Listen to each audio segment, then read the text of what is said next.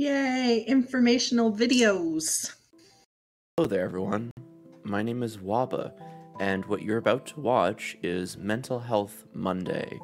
It's a podcast that I do every single week live on Twitch, link in the description below.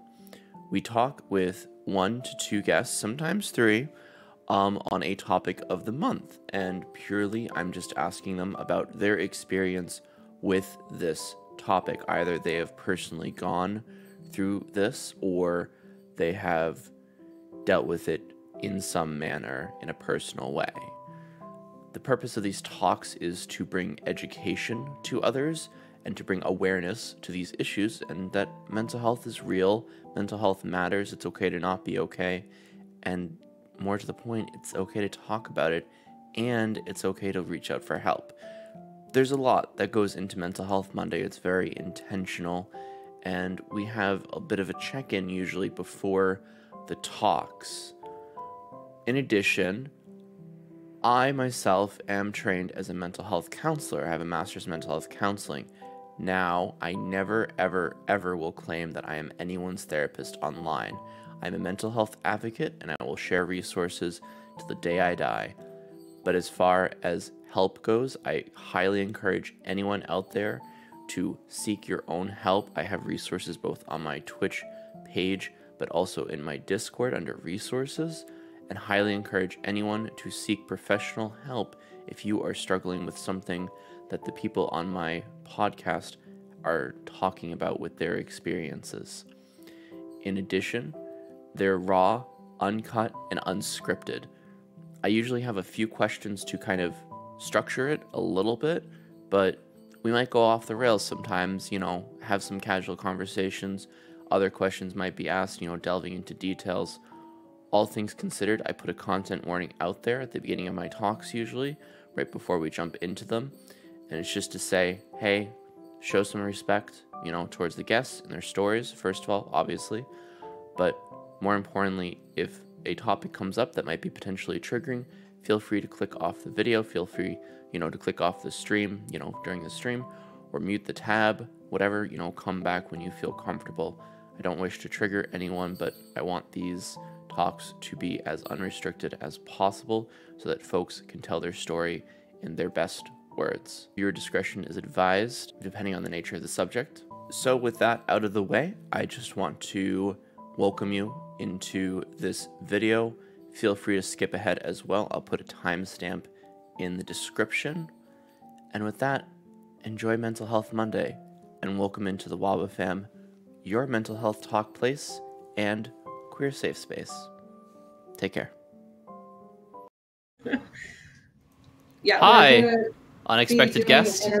It's the kiddo. Unexpected guesto. Hello, you're on. You're hot. Hi. The wire's hot. We're hot. Hot mic. Danger. Hi. Hi. Hi, how are ya? Hi. Pachi, welcome in. Vote for me. Vote for Pochfad. Oh yeah, Pachi's doing a presidential campaign.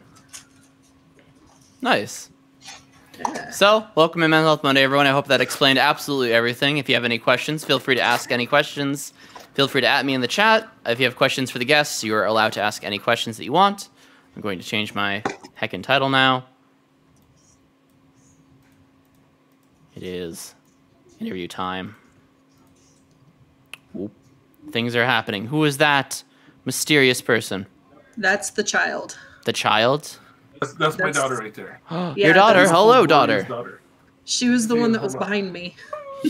Yeah, I saw her. I was just like, who the fuck was this coming into your house? That would be our 15-year-old. Oh, and I'm also wearing... I see. Look at you, all cute and fashionable. Oops, I forgot to mute it. Sorry. Hi. It's okay. Hello. Right here, I get socks from my grandma. Welcome to the chaos of our home. I apologize for bringing said chaos to your stream. My stream is, if nothing but chaotic, so this is on brand. It's my future best man and maid of honor. Wait, really? Oh my god. That's cute. Yes. Yes, Lily. Yes. That's correct. awesome. The Oh, answer is yes. putting my music back on. Fuck you all. Just very low. I forgot to do it before. I like how the answer to that isn't like, hey, I hope you enjoy the music. Putting it on. Fuck you all.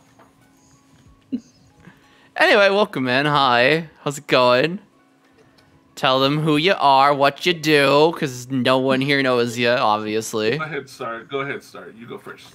I'm Star. I work for Poch. Wow. I also make handmade journals. Check out Star, who never fucking streams anymore, except on Pochfad's channel. I was gonna say I do too on Poch's channel. Yeah, on Poch's channel. Go follow her channel anyway, because who knows? Helps build the diversity on the single channel, you know. Exactly. Poch, who are you? What do you do? Hi, my name is Pochfad. You may know me from recent films such as that guy over there and, oh, it's him. Yes, that is me. I do graffiti art for fun and for work. I love the positive psychology, like that side of positive psychology. I love happiness and joy. I know life isn't always puppy dogs and hummingbirds, but I try and see the silver lining of each situation. And, well, I'm a dad. I'm a significant other and just a regular dude that just likes people. That's me. You are so not just regular. Okay, I'm extra a lot. You're regular? I don't know if I can have regular people on Mental Health Monday. I am so extra. But anyway. And we love that about you. All right. Are you ready to get deep? Whew. Star can go first. Go ahead. No. Damn. No, you have to go first. Talk about... I went first last time. It's your turn to go first. I'm all about it. What have you got for me, Waba? I'm here. I'm here for you. I'm here for me. I'm here for us. Let's do this. I appreciate you, man. Always. All right. We're talking on relationships and abuse. So obviously this all comes with a big old fat content warning, trigger warning for those who have been through various bad relationships, for those who have been through SA, also for those who have been through SA, sexual assault. Try not to use the R word around here, but if the story includes it, you can say it. I don't censor my guests, as you know. But we're also, just a little fucking mini preview announcement. We're doing a charity stream for WAV Crisis Center for victims of sexualized abuse and assault. So yeah, that's the whole charity thing that we're doing in a week or so from now.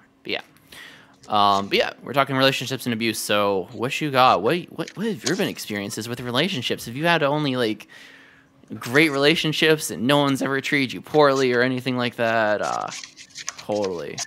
Yes, absolutely. Every relationship I've ever been in has been like angels floating on wings of eagles. Yeah, and relationships are super easy, right? Yes, the easiest thing I've ever done in my life. Don't require any work at all. No, I put no effort into it. Yeah, you just sit back. You do the little starfish. You get your dick sucked. Everyone's happy, right?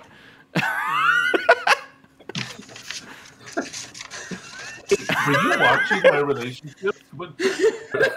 Oh, sorry. They didn't tell you about the cameras we set up? No wonder I kept hearing, like, action. Cut. I said cut, man. Action. I get it. I always wondered. I'm like, who is that guy? Why is he standing next to me when I'm naked? Wait. I have to point this out. What in the hot and crispy Kentucky fried fuck? That is Minnie's go-to line, and I love it. I am for it. Like, I am so here for that one. It's best. It's the best line ever. That's good stuff. I love how everybody's like, oh my god, Star's face. Oh god. Anyway, talk to me. Relationships. So, yeah. Relationships. Relationships are a lot of work. Yes, they are. No, it's No, we've talked about stuff like this before, and for me, in what you know about me and those that don't, my mind goes, where did it begin? Like, Waba knows I love asking why. Why is this? Why is this? Why is that? I've had a lot of times to ask why through I'm 44, so the 25, 30 years of relationships I've been in, to look back on them and go, why is this? Why is this? Why is this? And I realized that for the first, I don't know, 20 plus years relationship wise, I was going by what I'd seen growing up. The way my dad was treated, the way, my mom was, and everything else. And I was copying it. And I didn't realize the toxicness that I was living in, because to me it was always normal. It was always completely normal. What do you mean by toxicness? Like, what is toxicness to you? So for me, for me personally, it was the male in the relationship is walked over, expected to completely provide and do everything necessary without even being asked, just to know what to do, and if not, be berated and accept that punishment for not being what they were supposed to be, even if they didn't know what it was. Right, because you're a mind reader, obviously. Right. And if you were to speak up and say, "Hey, that's not nice," you were also wrong. That's what I was used to. You just work, you hand over the money, you shut your mouth. For basicness, right? That's the most simplistic of it. And if you have things that you want to do, they only get done if they align with your partner's wants and desires. If that person doesn't want to, you might as well let go of those, because you're an idiot for wanting to like those things. Like, that was the theme. That was the toxicness that I was used to. So you weren't allowed to like anything of your own that they didn't like? Perfect example is my life was skateboarding. Right. I bought my first one when I was 8 years old. I hit a point where I was sponsored by little, local shops. I skated. That's what I did. When I was homeless, I slept underneath a half pipe at a skate park. Like, I lived and breathed skateboarding. When I got into a relationship, like the serious relationship where I had my son, she absolutely hated that there was something that I liked, and made it so that, like, life was hell if I went skateboarding. Even if I even tried getting up at 5 o'clock in the morning. She wouldn't wake up till 9 or 10. I'd get up at 5 o'clock in the morning, go skate till 9, and come home so that I was there before she was even getting up. She'd be like, "Oh, where did you go?" "Oh, I went skateboarding," and then, like, make my day hell because I went skateboarding in the morning. Like, and I actually stopped for years. Something that was like my life. Because that was, oh, well, I'm in a relationship now, so I should do what I'm supposed to be doing, which is whatever she wants. And that's what I knew. That's what I'd seen growing up. So when I say toxic, I mean stuff like that, where it was... she basically controlled your life. For lack of better words, but I also, and this is one thing that I always say, I allowed it. Yeah. It was, I'm not going to say it was, I was a 100% victim. I could have said, no, fuck you, I'm going to go skating. Right. Like, I'm not doing anything wrong. But you didn't feel empowered to do that. Right. And that was what I had to take responsibility for. And that's when I ask why, that's my, what do I need to do to change? Or am I just going to stay in it, suck it up, and deal with it? And for a long time, I just stayed in it, sucked it up, and dealt with it. Right. Actually wasn't until maybe 4 years ago that I stopped and was like, what the hell am I doing? This is insane. I've given up this much of my life instead of going, no. Like, I've learned, one of my favorite words that I've learned in the past 4 years is no. No is a great and powerful word. Oh, yeah, and that's what, whenever people ask me something, or when I ask them, I say, just so you know, I'm asking you knowing that the answer can be yes or no, and I'm okay with both. And when people ask me, I say, make sure you're okay with both answers. Make sure you're okay with the no, so that I don't go no and you're mean to me. Come on now, if you're asking somebody something, you have to be okay with a yes or a no, because you're asking another human that their life is theirs. They don't have to do shit for you. Exactly. Don't. They have their absolute own life. So if you're like, hey, can you run to the store? No, I don't want to. Okay. that should be the end of it right there. That's one thing that I had to learn. The toxicness, when I say toxic, is I allowed myself to be controlled in my actions so much that it just got to a point that I didn't care to do anything. Like, I got to where I would just sit in my room and wait to see what we were going to do, because I knew if I mentioned something, no. And so I would literally just sit there and wait and go, okay, eventually we'll go do something. And realize that was like, I look back on it now. You're kind of sitting around and waiting for life to happen to you, Yeah, instead of taking an active role in your own life. right. Like, I look back on myself now, and I at first I was like, you're a fucking idiot, dude. Then I put the what I was taught, what I learned, what I Right. knew. And I always say, if you don't know how to tie your shoes, you can't expect to know how to tie your shoes. You have to learn, you have to be taught, you have to trial and Right. error, you have to show yourself, or be shown a different way to do it. I know this doesn't make the situation any better. Obviously, it doesn't change the past. But another way to think about it is not making a decision and just sitting there is a decision. I made the decision to put my life on hold and wait for the person to tell me what to do. And when I look back on it, I'm disappointed in myself, to an extent. I mean, not completely, but to an extent, because I'm like, I shouldn't have done that. But then at the same time, it makes me happy that I've changed that, and now I don't do that same thing. That's the basic toxic that went through it. There's a number of things that have happened in relationships, physical. Like, I've never laid my hands on a female. I've never hit. I've never choked. I've never, like, those things. It may sound funny, but my dad always said that he would whoop my butt if I ever put my hands on a female.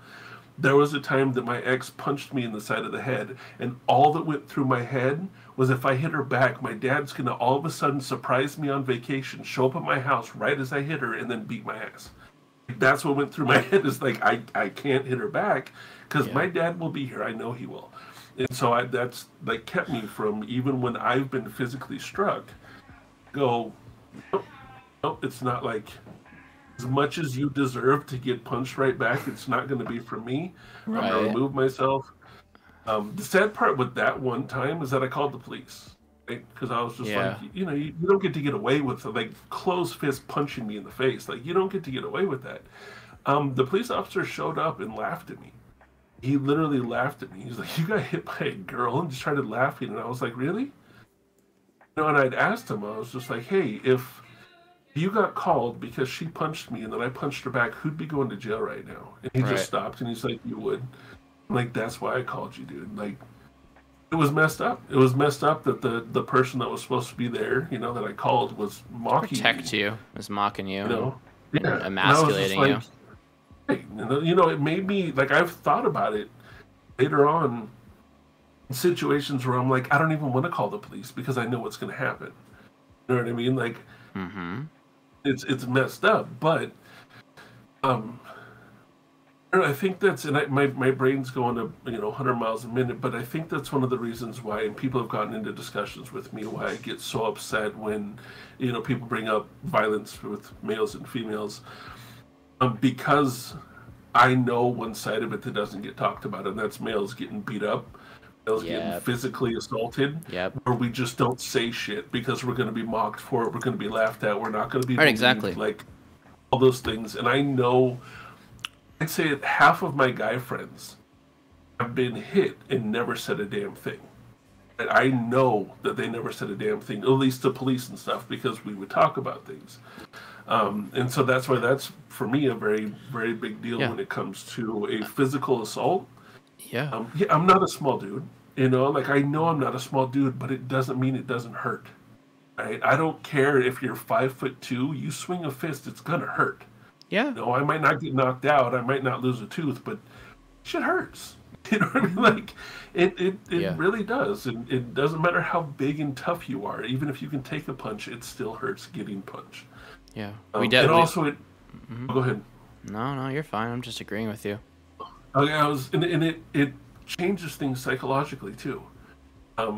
Yeah. And I've worked on it a whole lot with Star, but there's times that she'll turn around and she doesn't notice it, but I still flinch, and it has nothing to do with her. It has nothing to do with her because she's never done anything like that. Like Star's never been one to do anything like that, but I've had it happen so many different times. Same. I still get the like, you know, or like the other day she was playing around and she was like, "Let me see your hand" or something. You know, she's again, Star never does anything like this to me, but my instinct was like, "I don't trust you. You're going to hurt me." You know, like that was what went through my head. As much as, you know, a dude is a dude, and a dude is big, and a dude's tough, blah blah blah, it still affects you. Oh man. Psychologically, because getting Yes, it hit does. sucks no matter who does it. Yep. You know what I mean? If it's a 6'2" Samoan dude or if it's a 5'1", you know, Filipino girl, it doesn't matter. It hurts, and it's something that sticks with you. You know what I mean? Like, you know that there's the sexual assault stuff, there's physical assault stuff, there's psychological assault. Like, You know, it's those wild. things leave scars. Yeah, it does. It does. And that's a very common reaction, is to like recoil with like sudden movements, or like when someone gets really loud. Like I'm 6 foot, and I get fucking scared to crap when someone like moves too fast, or if Frankie even moves around too fast, or I can literally see the same situation where Frankie asks for my hand. I'm just like, Right? Like I And become it's so somebody that scared you for no trust reason. now. Yeah. Someone that you trust, it's someone that you love, but you still have that, like, Here's the wild why? thing. Tell me why. Yeah, and here's the wild thing. I've never been hit before. I've never been physically assaulted before by anyone. But just psychological trauma, man, it fucks you up your brain for life.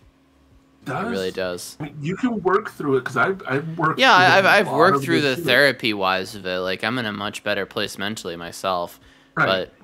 But some of that shit reaction. stays around. Those reactions, those automated responses, it stays there for a while. And I want to normalize that for folks, that even if you're like 10 years, 20 years, 30 years, 40 years out of an abusive situation, that shit literally physiologically changes your brain structure, changes the way that your neurons connect in your brain. And when XYZ thing happens and you get triggered, you get triggered. No matter how many years it's been, you can still get triggered.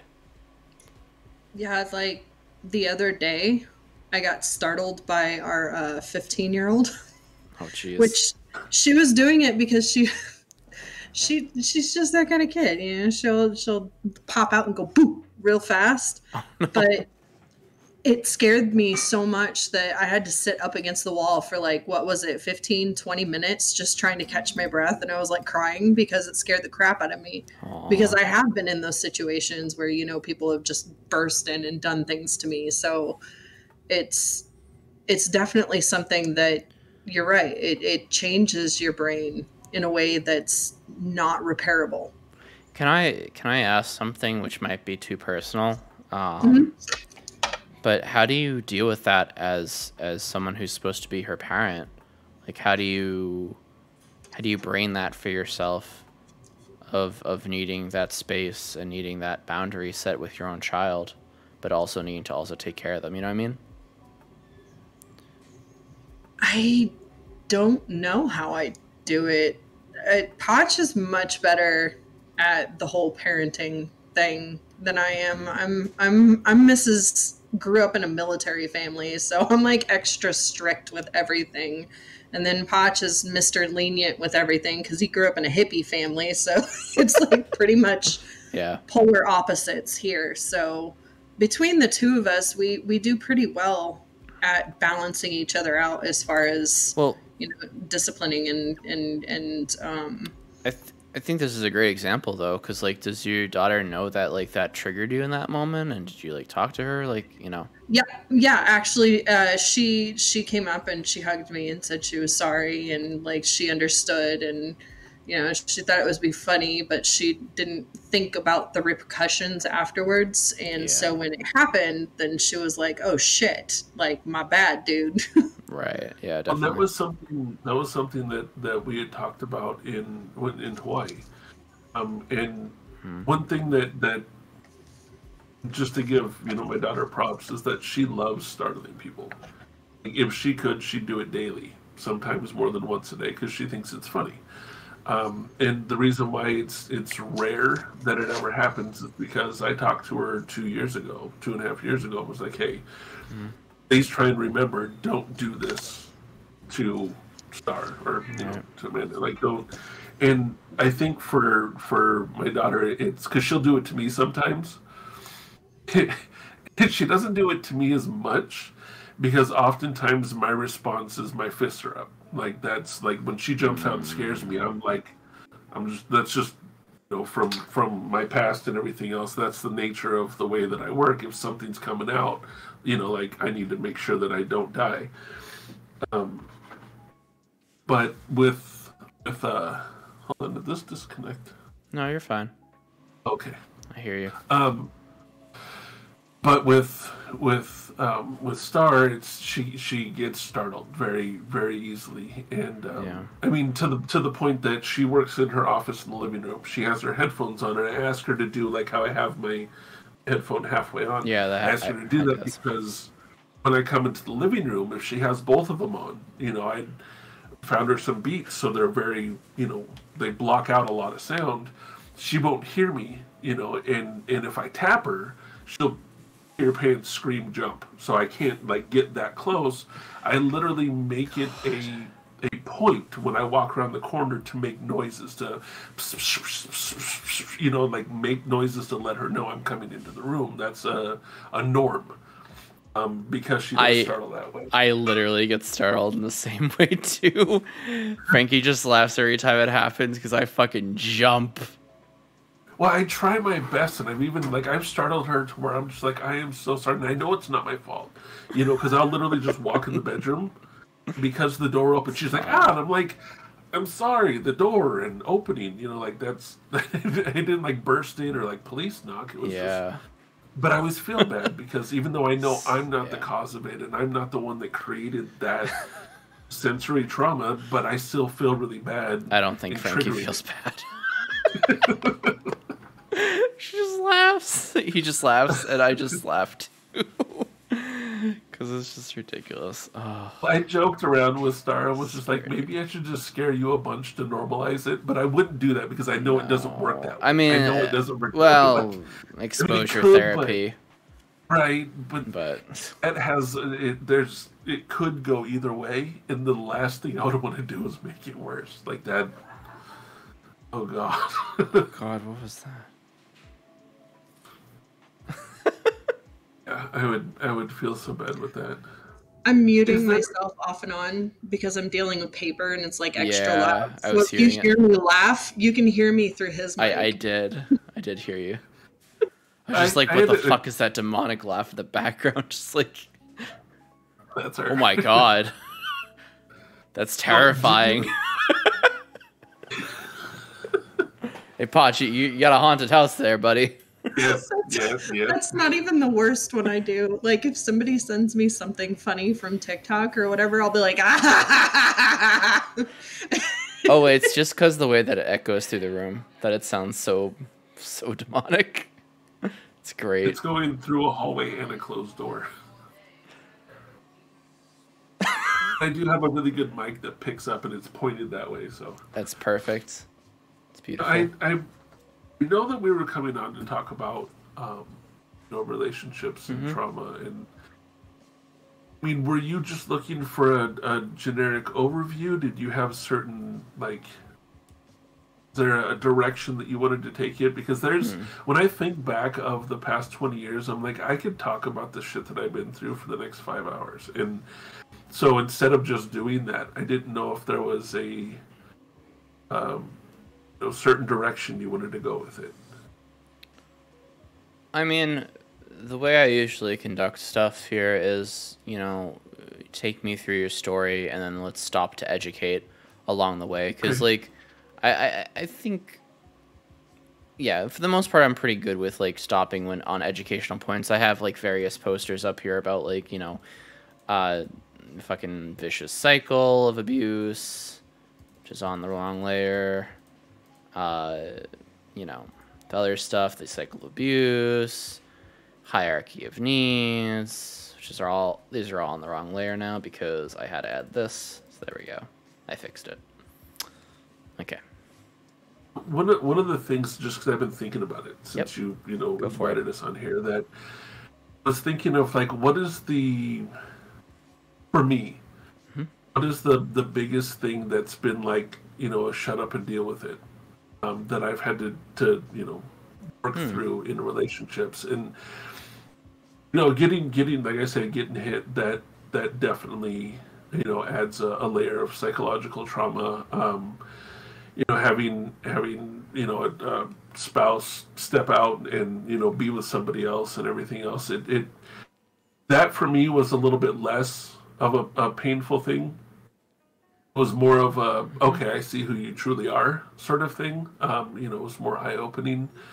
I think one of the things that I really had to sit back and look at is, because I am, I'm very much an asexual person. And obviously I have kids, so there's at a point that things have happened, right? And it wasn't something that I really understood until recently, the way that I was, because as a male, you're taught this is what you're supposed to do. When you're a teenager, you're supposed to want to hump everything that there is. When you're in your early 20s, you're supposed to go out and do this, and or sow your wild oats and all that other good stuff. And I knew that there was something different about me when I was 16, 17, 18, and all my buddies were like, yeah, I'm sleeping with these 3 girls, and I got these 4 girlfriends, and I'm like, yeah, I love being single. Oh boy. Like, I'm totally fine. Like, oh, this person's cool to hang out with, but oh, you're gonna go stay over the night at their house? I'm like, why? Are we gonna watch TV? Like, because I didn't have the, hey, let's go get naked, that sort of thing. Yeah, there's no sexual drive. Right, and then there was the pressure, like, okay, well, I'll do, what are you virgin, blah, blah, blah, blah, blah. And of course I'm not, and having to prove, like I literally lost my virginity to a bet with other people in the same room. Like it was really uncomfortable and shit. That sounds uncomfortable. So, yeah, and it was to prove, that I wasn't going to get teased all the time, that you're I don't know, you're not a weak idiot. I don't know, whatever, you're not cool enough. And why do you think you bought into that? Why do you think we buy into it in general? Society and you. It's the society pressure, the peer pressure, and I think that's when peer pressure, I really understood what it was, and it pissed me off. Yeah. Peer pressure. I did a number of stupid things when I was young because of my peers, because of my friends, and it wasn't the come on, everybody's doing it. It wasn't that cheesy. It was. I don't know, the talking about it, we'll just say with sex, like it was the talking about it, and who's done it, and who hasn't, and if this guy hasn't, and then everybody's making fun of him, and then this guy only did once, and he's not cool enough, and this guy did 8 times, and he's awesome, so all these things, like, what hierarchy do you have in your friend group, and, are you cool enough, or are you the one that nobody wants to invite places, like... But are those really friends, or are they just... Are they just people that want to one-up one another? Because that's what it sounds like. It sounds like some middle school shit of like, oh yeah, totally, dude. I did drugs and smoke and drink and fuck girls and like, I feel like people have like a maturity level of a 12-year-old with this kind of shit, right? It's just like, like they're bragging about shit they didn't actually do just to appear to be, what, cool or something, to get cred. Like it's so dumb to me. Like, what do you have to gain? And part of it for me too was that when all this was happening was when I had just become homeless, and there were places that I could sleep on people's couches, and it was a lot of them. Like this was the group that I bounced around from couch to couch. If I wasn't, if I could, this is where I went. And part of it was, you guys are fucking idiots. I just lost a roof over my head, 3 days a week.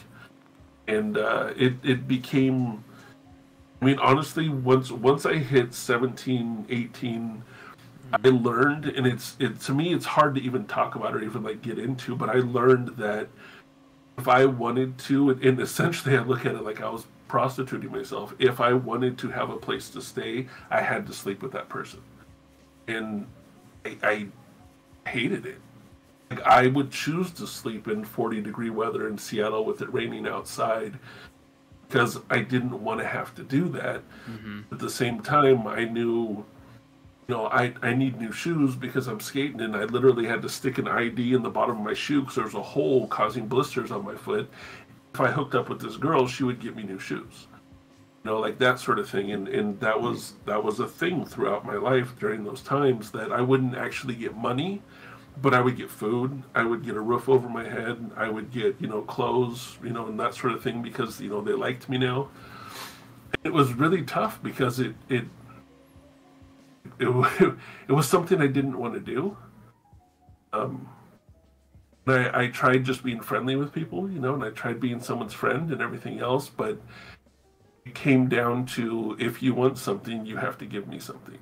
And it was, it was that trade for things that it's eaten me up for fucking 25 years, going like, damn, that's what I did. That's what I did to eat. That's what I did to have a roof over my head. Like, it's shitty. Like, it's shitty to even think about, but it's something that people don't talk about that have gone through what I've gone through. You just shut up, fuck it down, and don't fucking talk about it, because people don't, for lack of better words, they don't care. Like, oh, what, you didn't want to have sex? Come on, you wanted it. No, I fucking didn't. I didn't, but I wanted, it's snowing outside. I don't want to sleep in that today. But it's that sort of, that transferred on to long-term relationships that I had. Mm-hmm. That, I didn't know exactly how to express, like, hey, this is who I am and what I am. I don't want that part of my life. It was you weren't good enough, you weren't man enough, you need to man up, you need to, all this stuff. So I did things that I didn't want to do to maintain a relationship with somebody. Mm-hmm.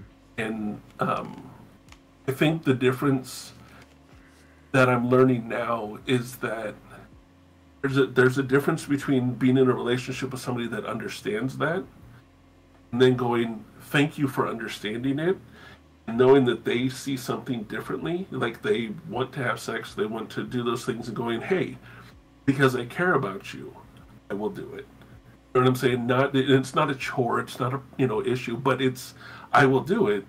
I will do it lovingly instead of feeling forced to, or instead of feeling shamed into, or you're not man enough. You know what I mean? Like, there's a difference that I'm understanding now that I didn't understand then. Yeah. Because of that, like, it's... I mean, Poch, just to, like, and I hate to say this, but I'm putting no uncertain words, like, you were raped. I mean... It's basically coerced. Something that it's been really hard to talk about, because dudes don't get raped. Dudes don't get, Yes, they do. Forced into doing it. That's just the mentality. I know, that's the mentality. Like, I've had people go, you don't understand. I'm like, I fucking understand. I fucking understand. I eat 200-300 times I fucking understand. You know what I mean? Like, I get it. I get feeling like absolute shit when the person rolls over. Like, I get it. And it sucks because, going out and going, hey, this happened. I'll be like, what are you talking about? That didn't happen that way. And that's the norm, sadly. And maybe it's just the people that I've talked to. I agree. I think it is the people you talk to who say that try to normalize, let's gaslight men's experiences when it comes to sexual assault and rape. It's completely fucked, dude. You were, and your story is valid, and it did happen to. And it's not okay. I think that's what sucks about it for me, is, like, I have to accept that happened. I'm still working on that. You know what I mean? Like, I'm still... Why do you have to accept it happened? I'm not sure if I understand or follow that. Because in my head, I'm like, okay, it didn't... Like, I wasn't really coerced. I wasn't really forced. I was doing what I was supposed to do. The reality is that I didn't want to do something. Like, I've been treated like absolute shit for not doing it, and that's the whole reason why I did it. And I just like, oh, well, that's just what I'm supposed to do. But actually accepting, like, no, that isn't what I was supposed to do, and I didn't have to do that. And I can think of a million different extreme examples to try to fucking step your brain through this. I mean, Yeah, but at the end of the day, you know, just because, well, that's all I knew, and I did it for survival, still doesn't make it right, still doesn't make it consensual, and still doesn't make you a survivor. Because you are a survivor. It just, I don't know, it sucks even... It's, you know, honestly, and I'll just be total transparent, Yeah. It's something that I've tried my damnedest just to shove down. I've tried my fucking hardest.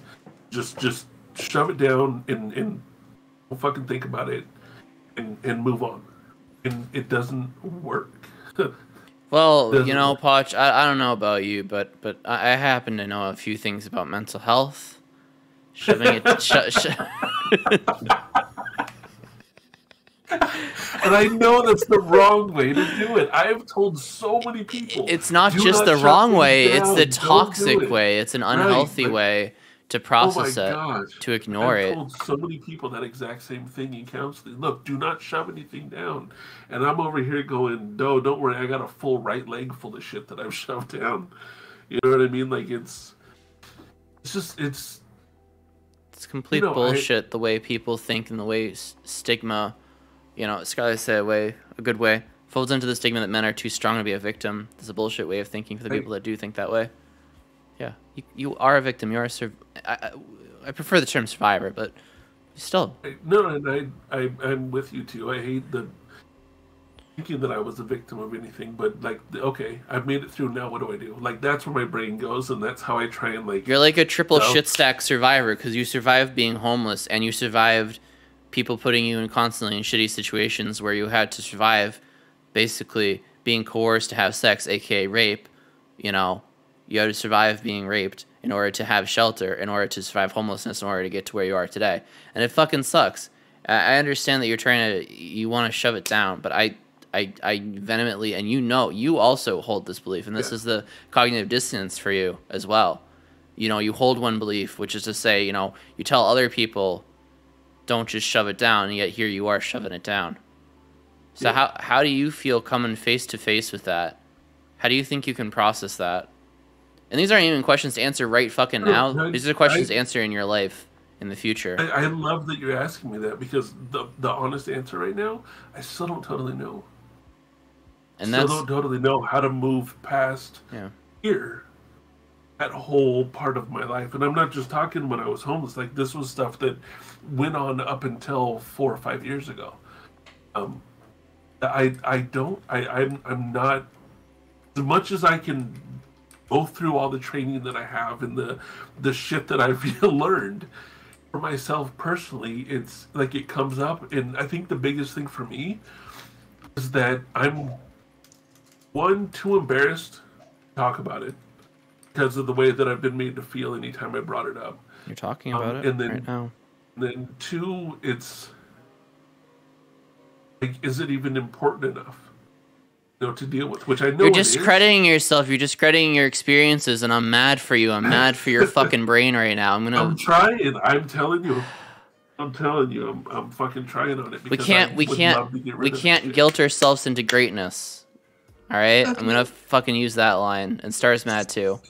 Step number 1 is you need to recognize and realize for yourself that none of it was your fault. Yeah. Step number 1. And that might be a really fucking hard step to realize, because, you know, it's like, well, I put myself in the situation of being homeless, and this happened, and oh, I chose to, you know, go sleep with this person so I could have a roof. Like, you're in a shitty situation. That shitty situation is not your fucking fault. That's what's crazy, is exactly what you said is what I do. Like, I didn't have to go to their house. I could have slept in the snow. I've done it before. You know what I mean? Like, that's where my brain goes. It's like, well... your brain is wrong.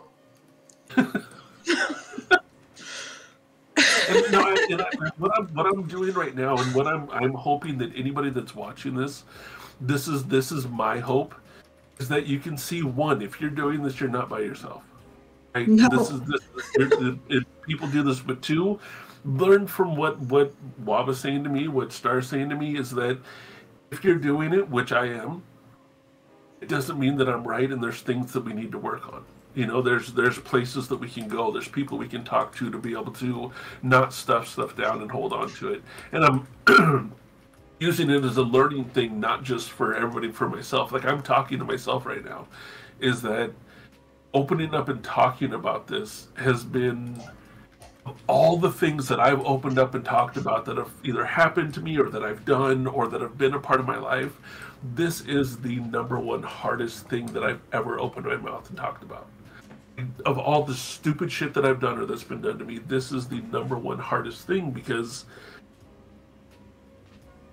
it shouldn't have happened, but it did. I have to deal with that. I don't like having to deal with it. But you're talking about it right now. Yeah, I didn't mean to. Sorry. And my brain does what it wants to, I guess. Also, I don't know if I'm ADHD or not, but I'm having two conversations, one with you and one with chat. It's pretty great. Oh, I'm sorry. I'm sorry. No, it's fine. You do not be fucking sorry. I'm here for my guests. I'm just responding to chat because it takes like 1% brain power right now. Or 10% chat, 90% guests. Gamer Jam, we love you and we hear you.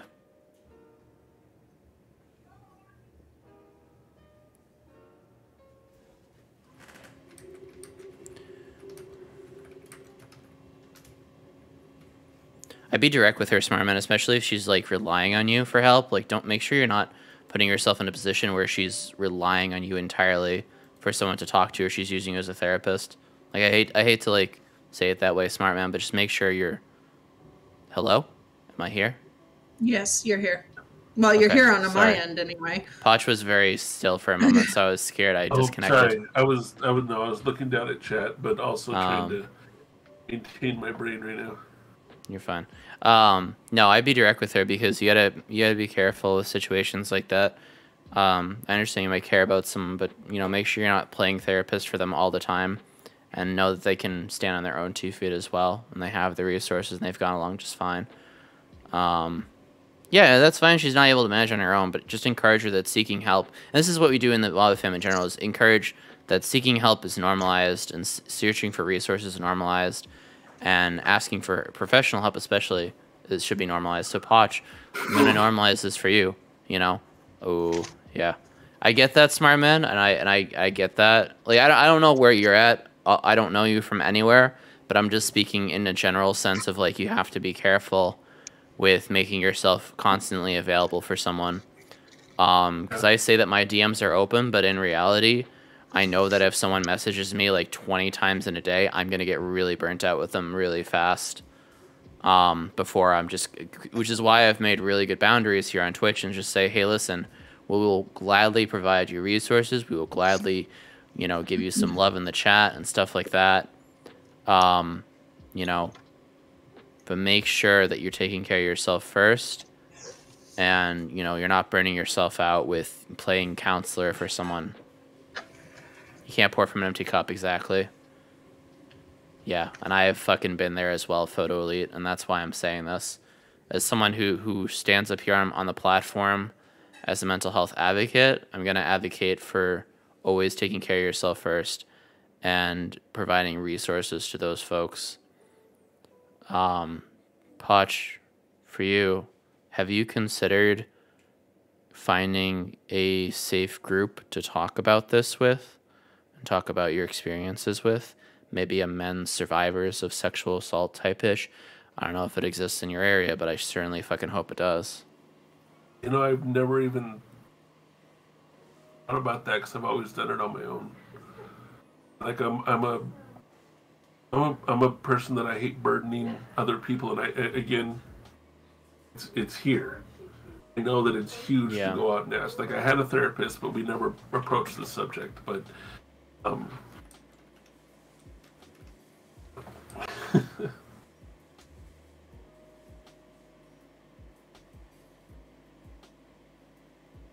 we get some hearts in the chat?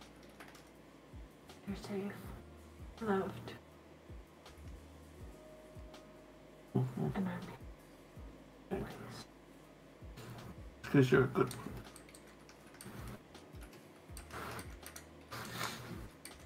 one. I'm fortunate. And it took me 25 years to find fortunate, but damn it, I did. So I'm happy about it. But that's something that, you know, maybe I'll look up. I never even know that there's stuff for women, you know, like groups for women, and I don't know why. Maybe I read it and just ignored it. You know, maybe I've seen it and ignored it, but with this subject, I'm trying to remember ever even thinking about or Googling or looking for any sort of thing like that. But, you know, maybe it would be something that would benefit me. Not maybe. I know it would be. I don't know why the fuck I said maybe. No, because it would be something that you're saying maybe because for so many years you've tried to say that my experience is invalid. I don't matter. My experience doesn't matter. No one's gonna believe me. No one's gonna care. Who's gonna care? You've embedded in yourself. You've indoctrinated yourself with what society has told us about male survivors of sexual assault and rape. You know. Me, this person right here. See this? Yeah, I care. I care. I care. Chat cares. Look at all the hearts in chat right now. This is genuinely not what I planned on. Yeah, well, too fucking bad we're here, buddy. No, but it in a very weird way. I'm glad that I did for not just for, you know, anybody else going through it, but for myself. Like, I'm really sitting here right now. My brain's going 1,000 miles a minute. Actually thinking about and going over and going, holy fuck. Like, yeah, you know, this is some shit you got to deal with, because it wasn't once, it wasn't twice, it was literally hundreds of times. So, like, fuck, you know, like this isn't just some shit that I get to keep pushing down and ignoring, and it's something I've been really good at for a while. So, you know, it was that time. I not what I expected today, but I'm grateful for it. Makes sense. Interesting. I do love being transparent, though, because it helps me see me. That's what I need sometimes.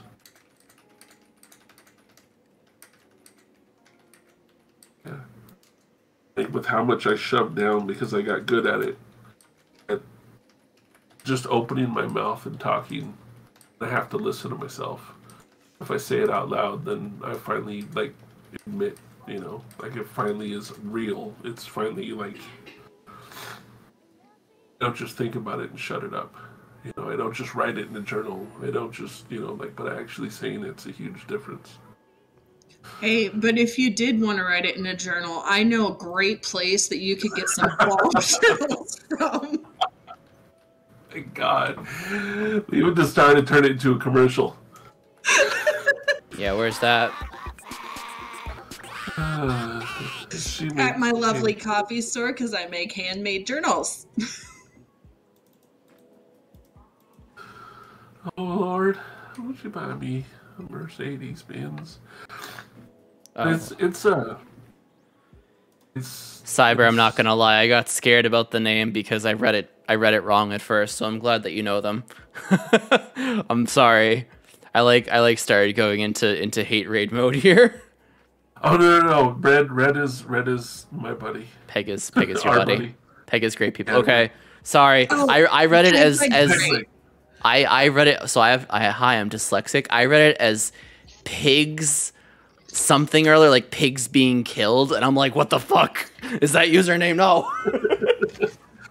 Peg leg is good people. Cyber Reticle or Red is Welcome good in, people. Pegs. No, I know Cyber is. Cyber's been here many times. Okay. Elite's good people. Like, those are people I'll vouch It's for. just I'm dyslexic. Don't mind me. Don't mind I me. got you. Thank you for follow. Welcome to Lava Fam. I feel you, Waba. I'm also dyslexic, so yeah. Welcome in, Census Taker. Hey, Senses.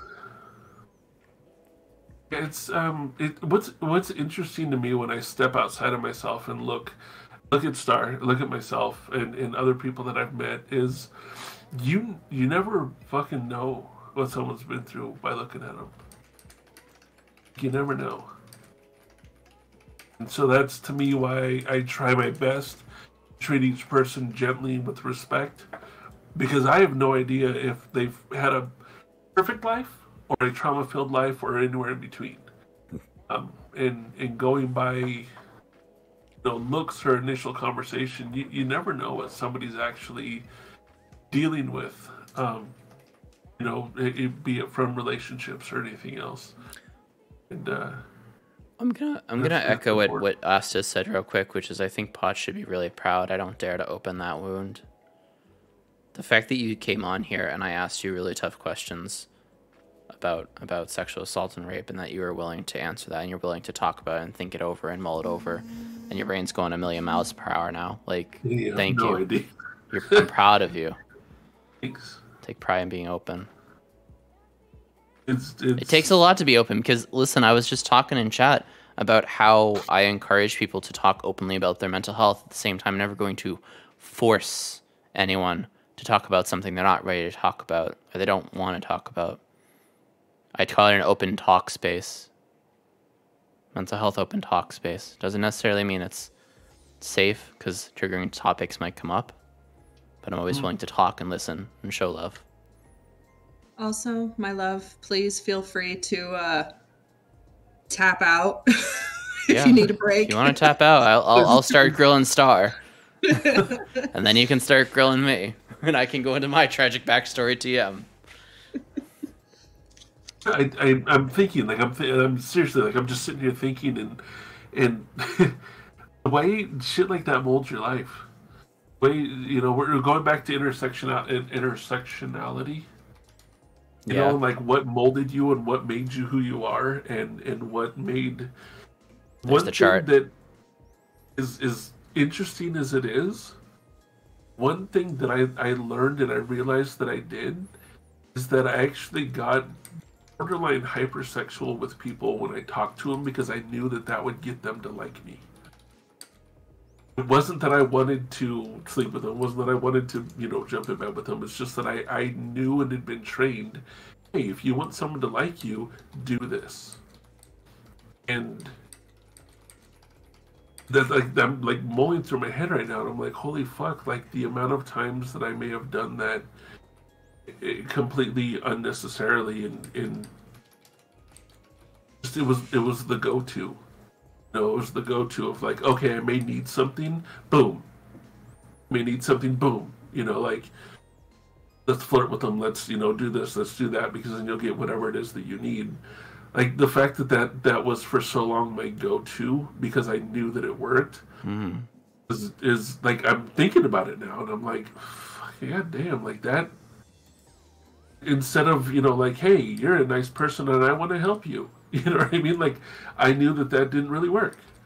And just the amount of the ingrained that became, that has been really tough in the past couple of years, understanding that isn't necessary.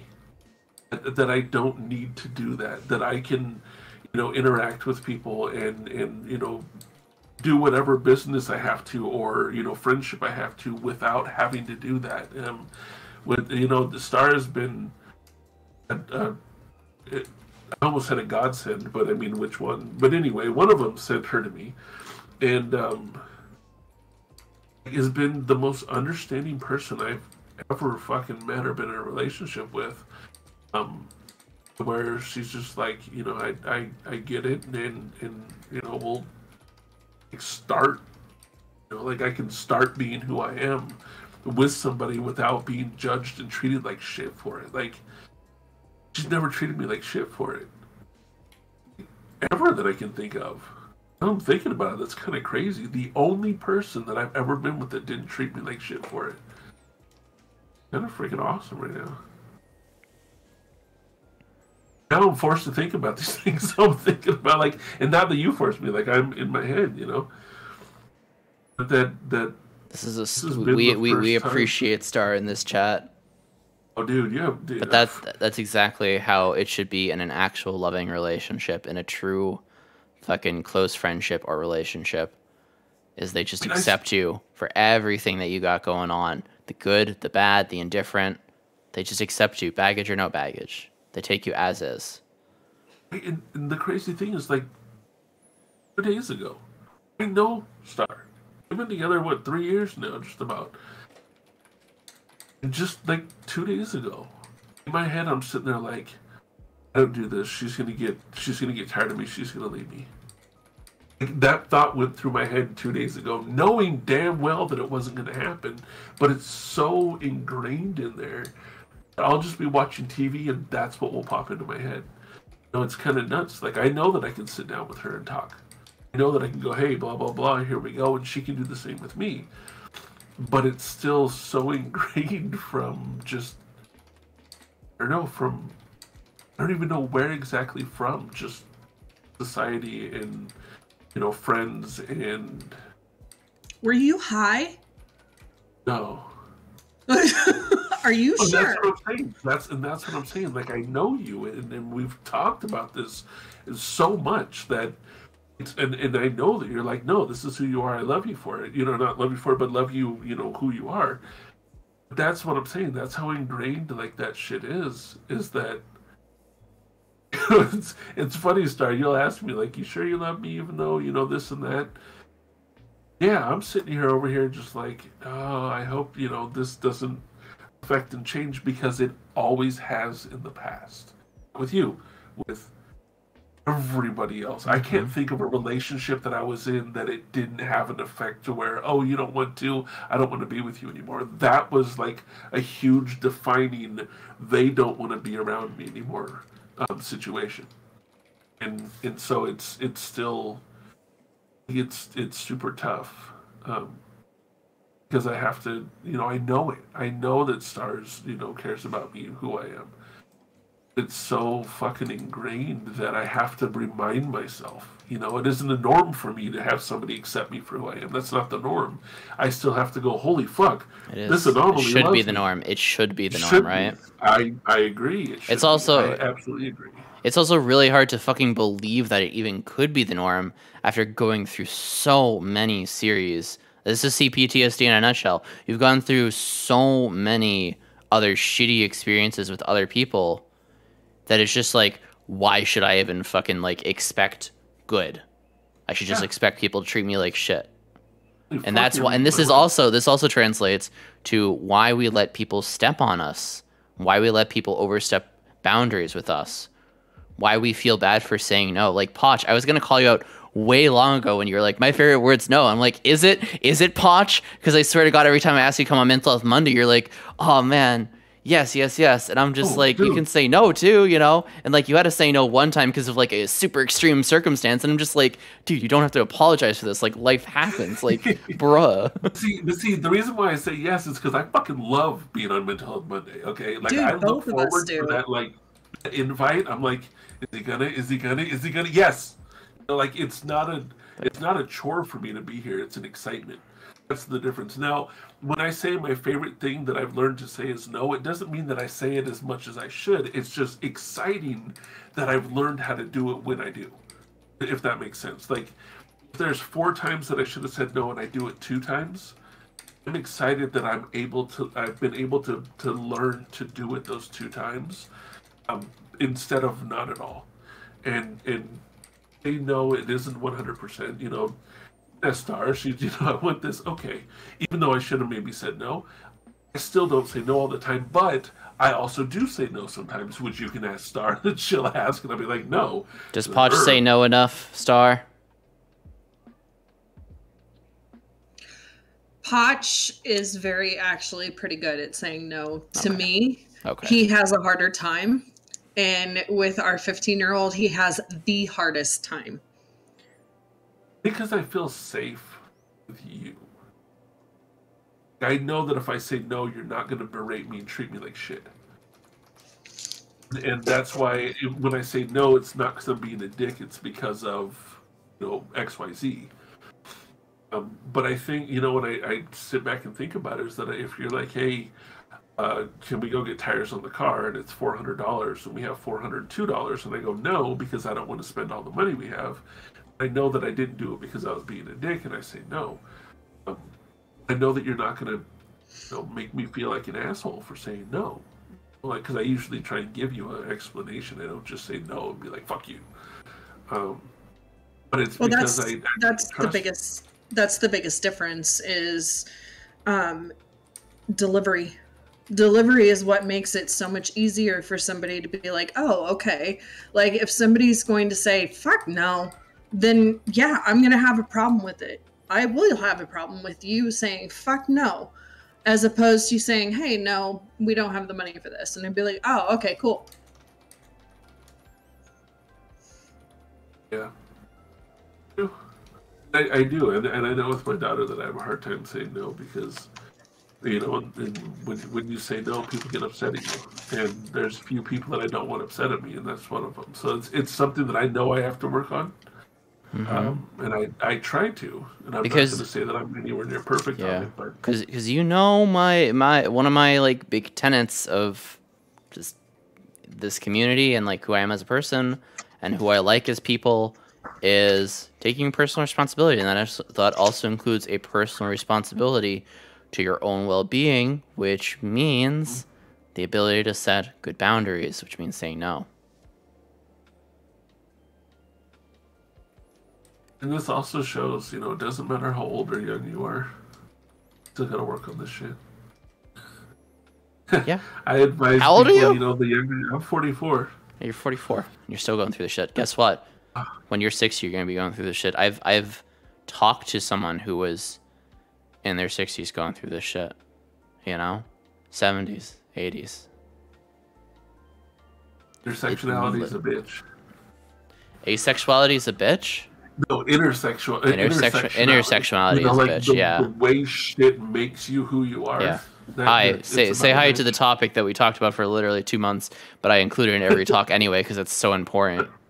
Obviously, because I'm an intersectionalist. It's like the basis. It's the foundation of why you're doing the shit you're doing and why you've done the shit that you're doing. Like it's doing or allowing to have happen to you or happening to you or being in a situation, whatever it is. I don't think we ever. All right, I'm gonna fucking super challenge you, and you're gonna fight me on this one. It's gonna be great. Yes. I don't think in any situation you can think of. Maybe that's way too broad to say that. But I was going to try to challenge you. What if we don't really get to make that active choice? What if things just happen to us? I mean, that's probably a shitty way to think about it. Like, yes, you should take an active role in what we can control, but what we can control is only so much. So what if we're looking at things that we think we can control and kicking ourselves in the butt for being like, well, why did I just sit there and, let this girl tell me everything I needed to do in my life? Is it because I didn't make an active choice? Is it because I remained ignorant? Or is it because I was taught that way and ignorance was bliss and ignorance wasn't a choice? Ignorance was the way of life. Was I even in a position, like, could you even imagine yourself making any other decision than the one that you did? Like, I hate to say it that way. But I'm hearing you because I'm thinking of specific situations. And with my ex, it very much was the threat of, I'm going to leave you and take the kids and take everything you have. I knew she would do it because it's something that was like her MO. So and she ended up doing it anyway.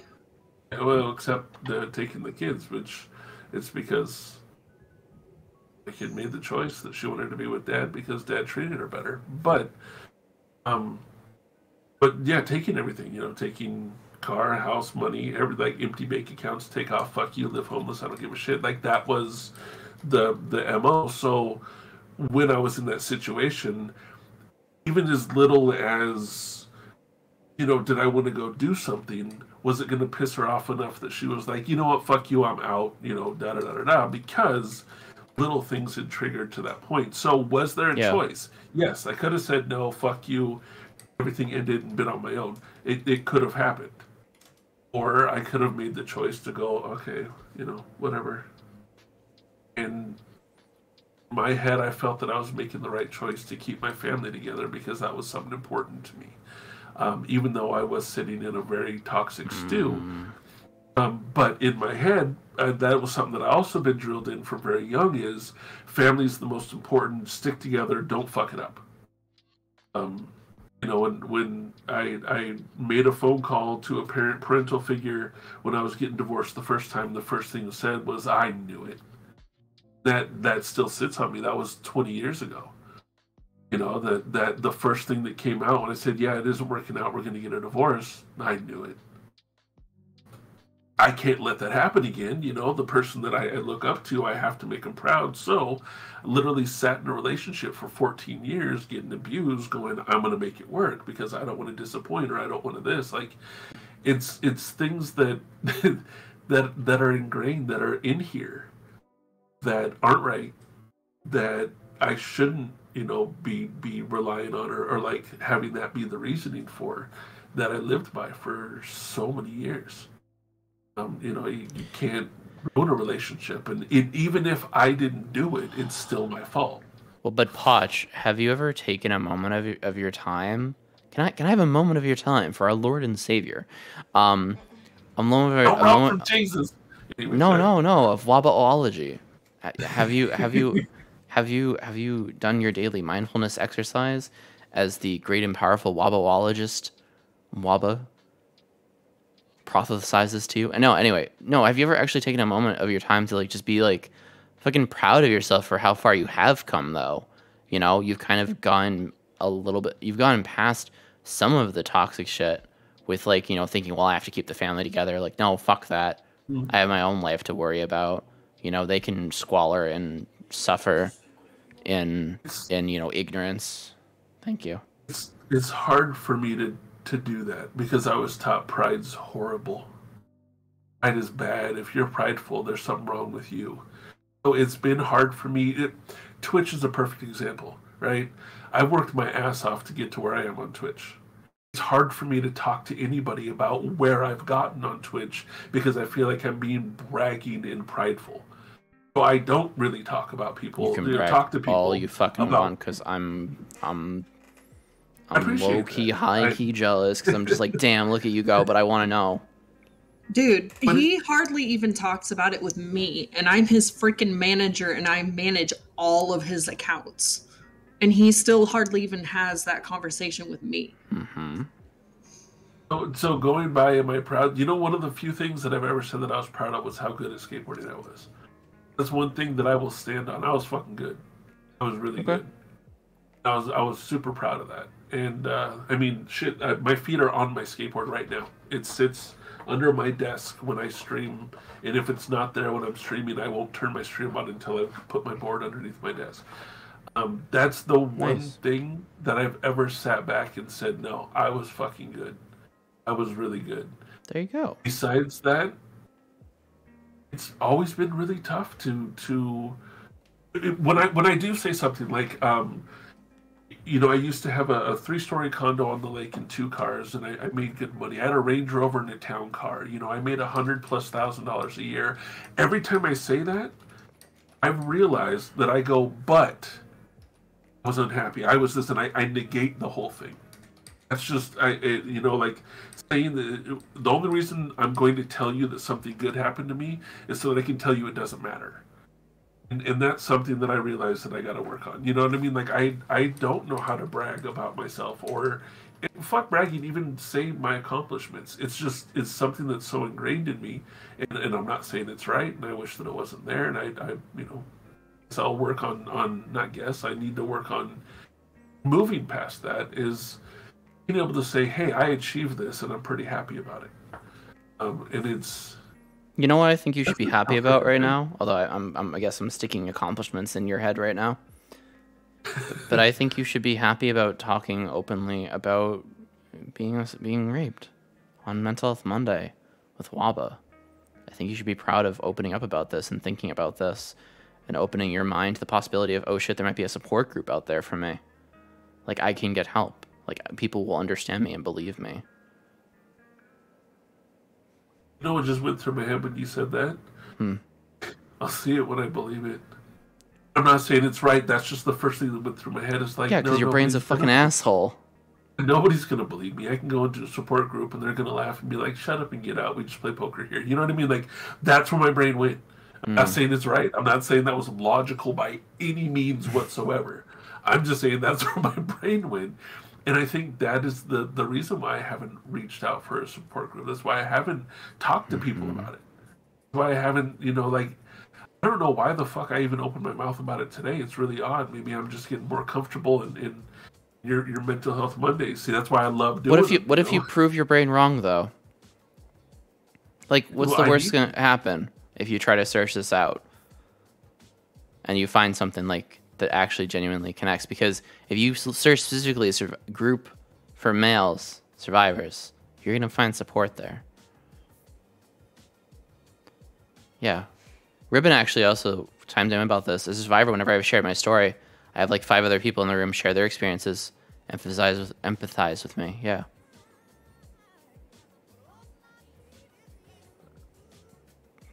You're not alone. That's the other thing. Well, see, that's what's interesting is that, I live with Star and she can tell her story. I know that she's been through stuff and it's not the same, but it is. And even then I have a hard time even mentioning it.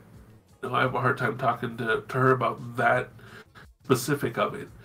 Knowing what she's been through. It's something that I'm going to have to do, and I'm going to have to jump off a cliff and leap of faith, whatever, but do it and see what happens. Because what my mind keeps telling me is that no one cares, dude. Nobody cares. And I know that's not totally true, but my mind keeps saying it. So it's one of those things where I'm going to have to find a group, go there and go, fuck it, let's see what happens. Yeah, I'm challenging you to find this as well. This is your homework. I'm assigning homework. I know. I'm not supposed to be a therapist for anyone. I'm no one's therapist on here, but deadass. I'm not taking you that way, but I do appreciate the challenge. I'm sometimes a challenge-driven person. So like to me now, I'm like, oh well, now I gotta fucking try it out. Like it's something that I want to do. Can I talk about? Can I talk about a little bit something actually that's going to relate to what Artist Hope is saying in the chat and what you're saying as well, which is just this idea of this is the toxic masculinity. This is literally the toxic masculinity actively at work in your brain right now, fighting you every fucking step of the way to try to reach out and get help. Artists, with what your dad fucking with the internalizing bullshit, that's literally just toxic masculinity at fucking work. Him letting shit build up, thinking that it's not okay to talk about emotions, thinking it's weak to go to therapy, thinking it's weak to open up, It's so fucking strong to open up, to be connected with our emotions, to know what's going on, to know why my music is so fucking low. Toxic masculinity is a lot of things, but it's definitely that when that blow up happens, either mentally or physically. You had a blow up in the household. Because, at the end of the day, people who are raised as men, we're emotionally broken. We're emotionally fucking unintelligent. Our emotional intelligence is so fucking low because we're not taught to think about our emotions. We're taught to just take action. Do.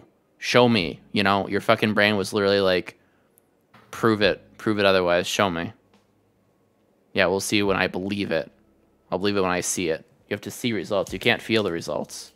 Which is why I talk a lot about my emotions, and I tell people you should get more in tune with your own feelings and emotions, or else blow-ups like that do happen. And it hurts not only yourself, but it hurts the ones around you. I appreciate Too Short Sally as well. Yeah. One survivor to another. You're here. You survived. Absolutely. It's interesting to me looking at chat. Like this. Yeah. For lack of better words, it fucks with my head. Not in a bad way. Just challenges everything that I think. Poch, I'm really fucking happy you rated into me today. and you brought all these lovely people to talk about this and give you some extra support, because this is what I try to do every day for folks. You know what it is. You know, not every day. It's not every day that I get someone in here who talks about a rape story, but we're here for you. Well, Do you want to tag out? Yeah. Tag out, Yeah. think. Yeah. I'm gonna say, I'm stuck. Mute, tag out. Let's go. I'm not trying to break anyone here, but like, I you appreciate need the this. fuck out of you. You need this. Like I appreciate you so fucking much. You, I don't think I could verbally express it. Thank you for just being who the fuck you are, man. Like that's The pleasure's all mine, honestly. Thank you for being here. I'm proud of you. Incredibly proud of you, and I'm incredibly honored that you agree time and time again. hey, just thanks. Tap out, process. Yeah. Let me talk to Star. Like kick back and Yeah.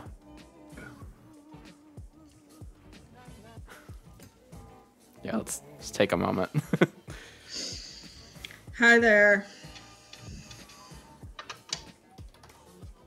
All the hugs. Maybe we should take a 5-minute. I'm taking a 5. gotta- Sure. Yeah, I gotta pee anyway, so. All right. Pee break, everyone. Pee break. Yo, someone in the chat, can someone put my follower emotes, please? I don't know what they are, because BTTV doesn't tell me, and my emote picker doesn't tell me which ones are my follower emotes. And hell if I fucking remember. Hi, Jeffrey. Welcome in, by the way. How's it going? By the way, artist, thank you so much for sharing. I know you said it was hard for you to share, but thank you so much for sharing. Aw, like a kitty. Ribbon, it's really amazing that that you've never had anyone not believe you, and that's awesome. Elikin, thank you for being here as well. And thank you everyone who's being here, chatting or otherwise. I love you, and I appreciate you. You're important, and you matter. Too Short Sally, hello. Welcome in. Cyber, how's it going? How are we doing, chat? Thank you. Thank you. Oh my god, 3 people just fucking did it in a row. I love you. Taking a quick shower, I'll be back. Alright, Jeffrey. Take care of yourself. I have no emotes unlocked, but I be following. Oh, you're on mobile. If you're on mobile, follower emotes don't work. Okay, it's not like this. Pogshock seems good. Waba fan for life and hype. Okay. I was seeing if I could add something to the love command. Because Waba love used to be a follower emote. Hey. Hi everyone, how's it going? Hey, I don't look at my viewer count, but if we have 50 people in here, could 50 people just press 1 in chat real quick so we can unlock some more VIP slots? That'd be fucking great. If we have at least 50. But we'll see. Yeah, if I get 50 unique chats, I get more VIP slots, and I've been trying to unlock those forever. Grumpy's making off for my foot. If you're lurking, just press the 1. I'm not gonna call you out for it, but thank you. Grumpy's making off her foot. I mean, it kind of helped that I was my ex and he's complete douchebag, so no one's surprised when I told them. Yeah, Ruben, that definitely helps. People who didn't know him also believe what happened. Good, should believe. Follower emotes work for me on mobile iOS. That's weird. Let's try it. It's 25-ish, according to my horrible Twitch. It's okay. I don't like to know the view count usually, artist.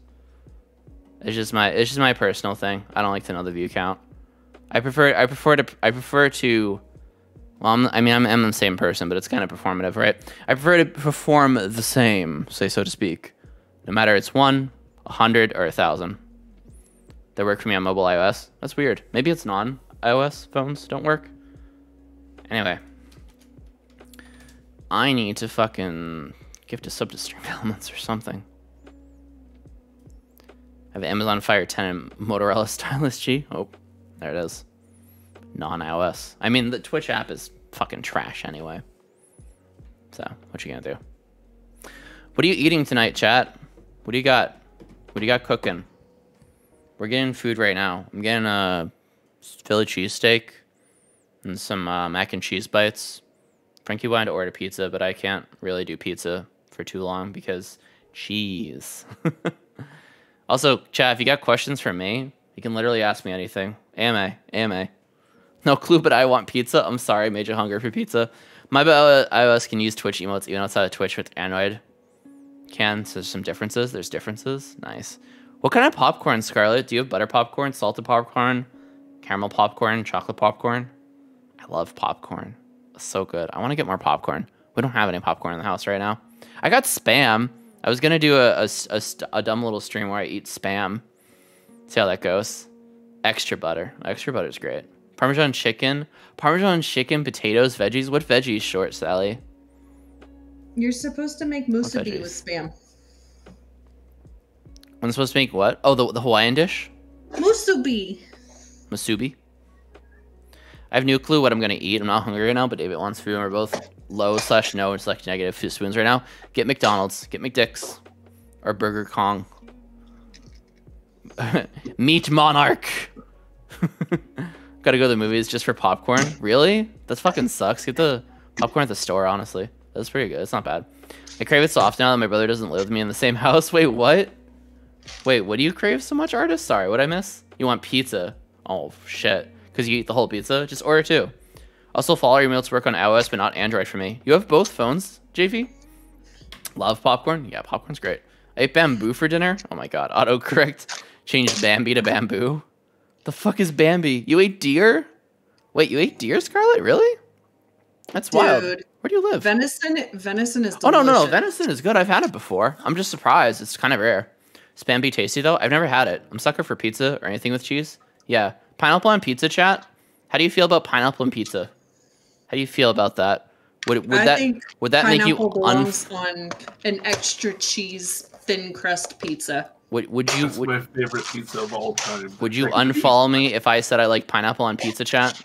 Because I like my favorite pizza of all time is thin crust, obviously New York style, extra cheese, pineapple, and either bacon or sausage. Like, so fucking good. Ooh, we should get it with sausage next time. Yeah, sausage is so good. I don't know where you get it from. If you get it from a chain or you get it from like local. But either way, sausage is the fucking way. We had Taco Bell for lunch. Oh, I get that, Ribbon. You don't want to eat out twice. But if you're low spoons, like, what are you gonna cook otherwise, right?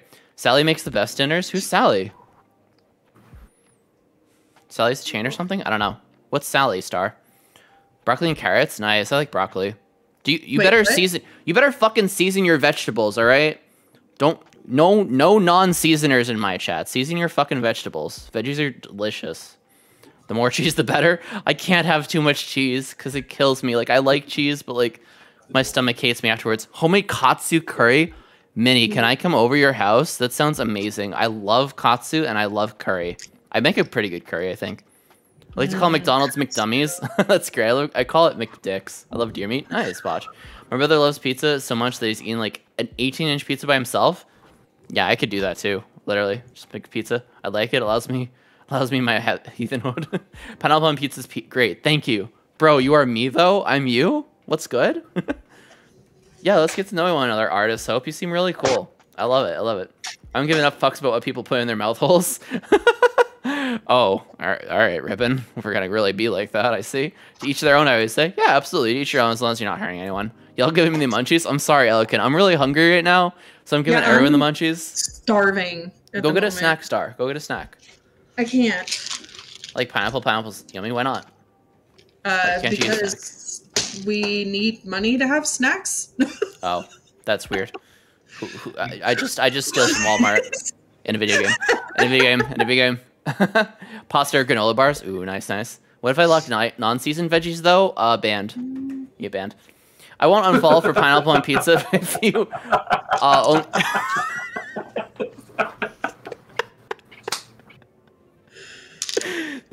God damn it, Poch! You're making it hard for me to be fucking stone faced. You caught me off guard. That was so good. Unseasoned veggie band. That's what it takes. You can do so much dumb shit, but you don't season your vegetables? Get out of here. You're a hater. I wasn't ready. I'm sorry. We are a seasoning enthusiast here. Scarlett, I want to unfollow the pineapple on pizza, but if you only order one pizza for both of us, then there's pineapple on the whole thing, I'm gonna cry. No, of course, I'm gonna order 2 pizzas because 1 pizza's for me, and half the other pizza's also for me. I eat a whole pizza by myself, man. Like, Yeah, there are so many alternatives, and 70% of the world is lactose intolerant. Yeah, because we're not supposed to be fucking lactose tolerant at all. Like, we're supposed to grow out of that shit. Always season the veggies. Thank you. Yes. Oh, cooking. It's one of my coping mechanisms to try to take my mind off mental health issues. But as of late, I haven't done as much because of the lack of much interest. You should find some new recipe to cook, smart man. You should definitely find a new recipe. You can ask people in the Waba fam if you want to in the Discord. Everyone join the fucking Discord if you want to. Yeah. And try for the socials if you want to as well. I have some like stupid, crazy fucking meme videos on YouTube. Go check it out. Also, the Mental Health Monday interviews from Friday are going up 1 day at a time. 2 are up right now, but we had interviews on Friday on what it is to be like a streamer and how that affects your mental health, and then how your mental health affects being a streamer or content creator. And it was a really fucking great turnout of guests and talks, and each of those talks are going up. They're about hour segments, except for Darlings and Rex, which are a bit longer just because of how the timing worked. But yeah, always seasoned veggies, yes. I'm the Chaos Gremlin from Not This Dimension. Yo, same. We're fucking Chaos Gremlins and Goblins here. You're right at home, mate. You're right at home. Welcome to Lava Fam. I got my snacks for good. Yo, Elikin, what snacks you got? McDicks? Yeah, McDicks. McDicks, Meat Monarch, fucking that red hair slut from down the lane. I'm joking. We love you, Wendy. Oh gosh. We don't slut shame here. I use slut in the most highest of degrees here. We don't slut shame. All right, guess I'll leave. Elikin with the fucking see no evil. Oop. And oop. I mean, I also like seasoned veggies. I usually don't have the spoons of the memory to season. I just don't care. I like veggies in general. Honestly, that's so valid. I like veggies in general. It's just that for the most part, people don't like veggies as a kid because they're not fucking seasoned. Because, you know, their parents aren't fucking seasoned. I'm saying this channel was banned by Twitch TOS. And then debating on making homemade sorbet or mousse cake. Yeah. Ooh, wait, what? Sorbet or mousse cake? Homemade? Fuck. Minnie, can I come over? Yo, where you at, Minnie? I'm on my way. I'm fucking... I'll bring you money. What do you want? What do you want? I got money. I don't really actually have money. I have my face and my beard. What do you want? I want that food. You make good food. I made some really good fucking fish tacos before. I've actually never had fish tacos. I feel like it's like a meme food that I've seen so many times, but I've never had it. I'm lactose intolerant, but since regular milk is money, I've chosen to tolerate it. Wait, so I'm not the only one that hasn't had fish tacos up until recently? Yeah, no, I've never had it. I made you fish tacos the other day. I'm putting together a community cookbook. Oh, that sounds so cool, Star. Yeah, you sell that on Amazon. Let's go. I gave up milk about 3 weeks ago. I just stopped liking it. Fair enough. My mom says hi and interesting art on Facebook. She can't read it all, but she likes it. Nice. Hi, artist. Hope's mom. My addiction to cereal requires it. Yo. For my cereal lovers out there, check out this fucking curse box of Lucky Charms. It's the limited edition Lucky Charms. Where's the box? It's right here. What are you talking about? It's right here. Look at the cereal. It has lovely bits of void in it. Oh, that is so cool. What? That is so awesome. What cereal do you like? What's your favorite cereal, chat? Like steamed broccoli and cauliflower? So good. Douse in melted butter. Oh, that sounds so fucking good, Ribbon. Honestly, vegetables with butter, just fucking plain vegetables with butter, they are fucking good. I will accept butter as a seasoning. I don't know how to spell cauliflower. No one does. I like butter on them, but then because it holds the garlic in. So yeah, exactly. Yes, garlic butter. Perfect. Butter. I can't have many seasonings because fuck texture issues. Oh yeah, I get that. Save foods. Yeah, I get that. You what? You never had fish tacos? No, I've never had fish tacos. I don't think I have. Thank you for not saying water on cereal. I mean, you can put water on cereal. It's basically the same thing. Especially if you're going with like slim milk. It's the same shit. I ended up liking cauliflower because my mom told me it was white broccoli. And I was like, yep, that checks out. Where's the box? Lucky Charms are Captain Crunch peanut butter butterballs. Yo, Reese's Puffs. Honey Nut Cheerios. I like Cheerios, like plain Cheerios, add some berries and a spoonful of sugar. That sounds good. I've never added sugar to cereal. I think that is the thing that people do, though. Reese's Puffs, Reese's Puffs. Just tacos are life? All right, come over. I love them in Albany. Listen, you come to Albany, you'll find me, probably. It's Smallbany. We fucking... you'll find me. I'll probably just be, like, driving around or something. You'll be like, Waba. Fish taco time. I like Life cereal. I like Your Life. I don't know. Just bouncing. It's done. It's done. Yay. I live in Vegas. Come on over. Nah, that's way too far away. And fucking Nevada, A of all doesn't know how to count to 3, and B of all COVID. No, thank you. I'll come over in 7 years from now. I can only count to 3. Oh, can only count to 3. Makes the milk sweet when you act like the animal like we are at 8 a.m. and put mouth on bowl and drink the milk after the cereal is done. That's why you eat sweet cereal. Because it already has the sugar in it. Fave cereal? Yeah, fave cereal. Nevada is bullshit on the COVID issue. They suck so hard right now. Yep. You know. You know. I hate that that's my school's actual fucking motto. Like, that's my school's actual, like, cheer when we're at basketball games, because I was part of pep rally. Hi, I used to play instruments. I used to play clarinet, but I have my guitar here. Keys are somewhere. I have a ocarina somewhere. A melodica's on the ground. I want some sashimi, Waba. Give me sashimi. Oh, I've been fucking craving sushi for so long, but I've been scared to order it from our normal place because I feel like their quality of sushi has been going down. It sucks, but I really fucking crave sushi sometimes. Captain Crunch and Frosted Flakes, nice. Mellophone? No, not mellophone, melodica. Are you saying you play the mellophone? That's awesome. I'd never learned how to play brass instruments properly, but I probably could if I actually had an instrument on me. But yeah, I looked up Star and teleported into the other camera, right? Yeah, you play. Nice. Timbits cereal? I don't know what that is. Oh wait, you're in fucking Canada, aren't you, Minnie? Minnie, you're in Canada, right? If you're up in Canada, can I just like come visit you in Maury? I'll bring you with me. Fucking road trip, let's go.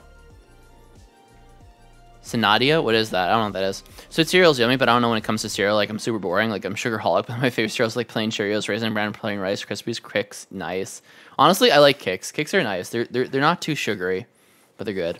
I'm not picky with sushi. Have you eaten sushi from the grocery store? No. No, that is not nice sushi. That is a stomachache waiting to happen, Scarlett. You've gotten very lucky if you haven't gotten sick from grocery store. Disgusting grocery store sushi. Kicks are great, agreed. Cinnamon Toast Crunch, though? Yeah, true. That's not on my brain. Spells that how you pronounce Canada? It's Canada. Canadia.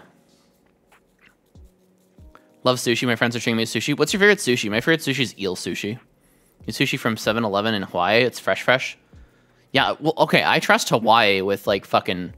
I think Hawaii, just like Japan, is, like, the king and queen of, like, fucking gas station food actually being good. Happy early birthday. Happy birthday. I didn't know yours birthday. Oh, wait, it's Friday for your birthday. I fucking read that wrong. Nice.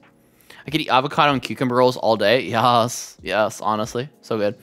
I only liked cakes as a kid because I had Clifford the Big Red Dog in the box. That's so valid. Eel and lobster rolls. I've never had a lobster roll. That would be something special.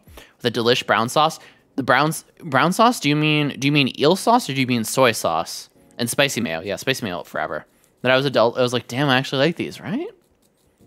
The grocery store I go to makes the sushi fresh daily. You just don't have a lot of options. Yeah, the Market 32 near me is kind of a fucking shitty one, but we found a really nice one like 10 minutes down the road on Central, and now we kind of want to go there because we went there and it was just like, whoa. Like I put it in the Discord as well. It's so nice. Why is over 50% Asian? There's so much good food there. That's why it's fucking good food, because it's 50% fucking Asian, and Asians fucking know how to fucking cook. They use the seasonings that we fucking sold them. / they make. What am I saying? That we sold them. You mean every Market 32? Not every Market 32. Our Market 32. Shit. Fucking sushi makes you sick. Anyway.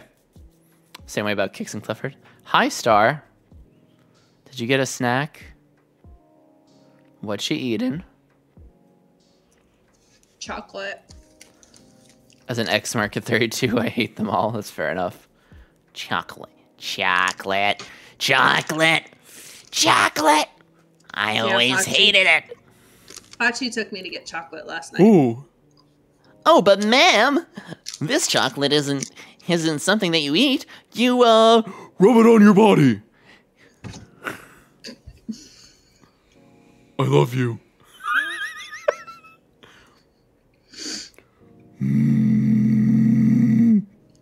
Poch. I'm sorry, you what? You what with the chocolate? I love you. I just want to hear you say, rub it on your body one more time.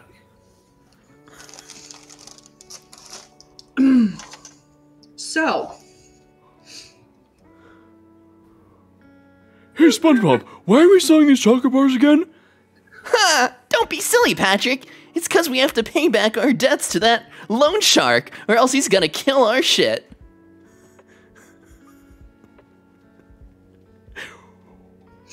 Oh, SpongeBob, it's And okay. I had a knife in me once. died. It was fine. I grew back my limb in 3 days. Yeah, and if someone tries to come with us, I'm gonna rip off their nuts and nail them to our store.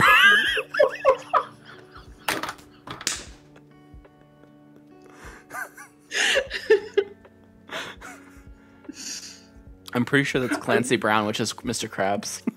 I'm picturing this conversation right now. That's why it's so funny. Like, I'm not looking at you. I'm picturing the starfish ripping off someone. Just listen to the stream real quick.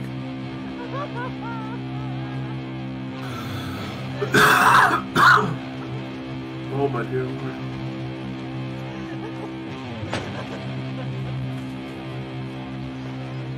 You will get the man who did this to your son, hear me? Myself. I will. You hear me, you bastard?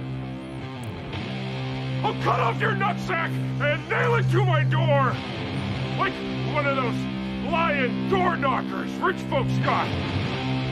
That will be your balls!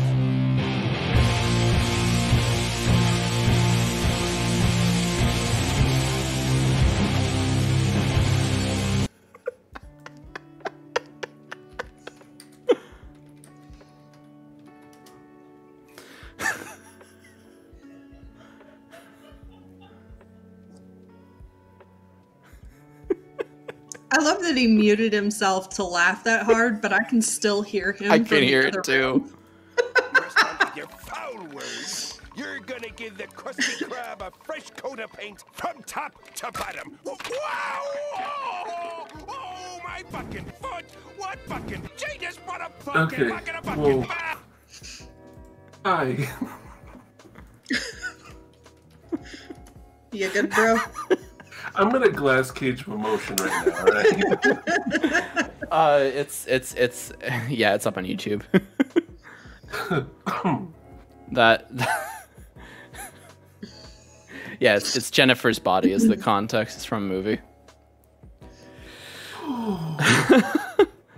It's really Patrick's voice actor. Laughter's infectious. We need more of it in the world. Absolutely, Agreed. absolutely. Oh my god. The uncensored Mr. Krabs swearing video. Yeah, that's the other thing I just pulled up.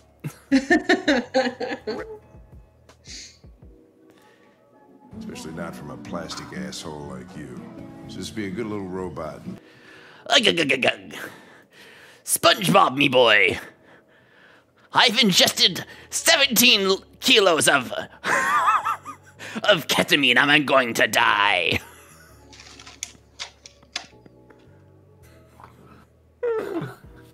Pretty sure it was this. SpongeBob, I fucking love cocaine. Oh, but wait. Oh my gosh. Where the fuck are the bananas and cocaine? SpongeBob, I was promised bananas and cocaine. Arg. I went to college. Can't fucking do Sheldon. In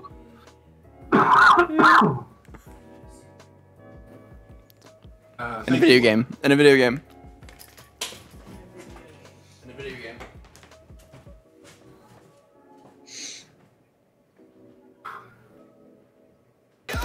Our host just got to be pulled away. It's just rock pop dance time daily. And yet, what is happening is illusion. Well then.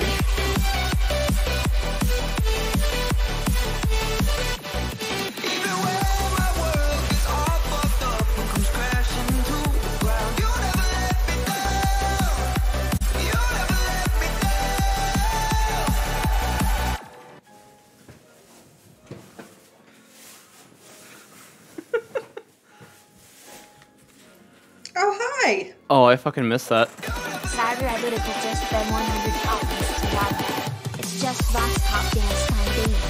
And yet, what is happening is illusion.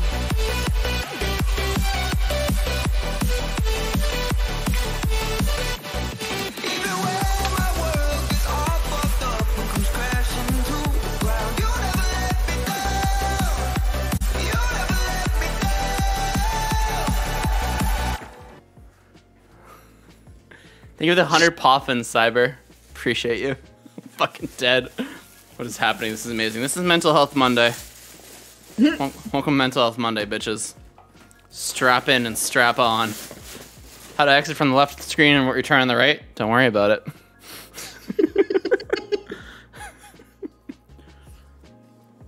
Oh, it's beautiful. All right, is it time to grill Star yet? Sure. You ready for some tears? No, but I want marinara sauce. I can't help you with the marinara sauce. They didn't give us marinara sauce. Disappointing. Aw. 0 out of 10. Jerks. Assholes. Actually, I'm gonna go grab fucking barbecue. Do it. Yeah, I'll be right back. Fuck it. These mac and cheese bites are good.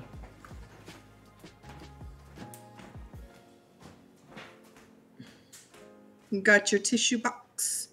That's good.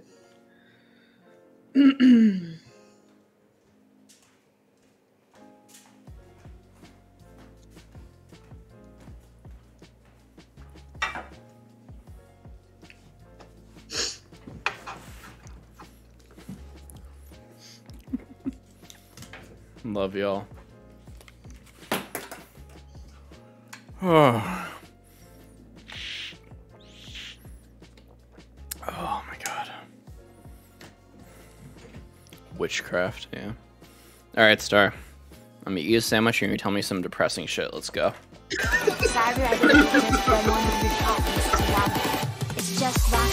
Where would you like me to start? I can start anywhere from age 12. Did I just play that again by accident? I accidentally played it again. It's fine, we're dancing again. Alright.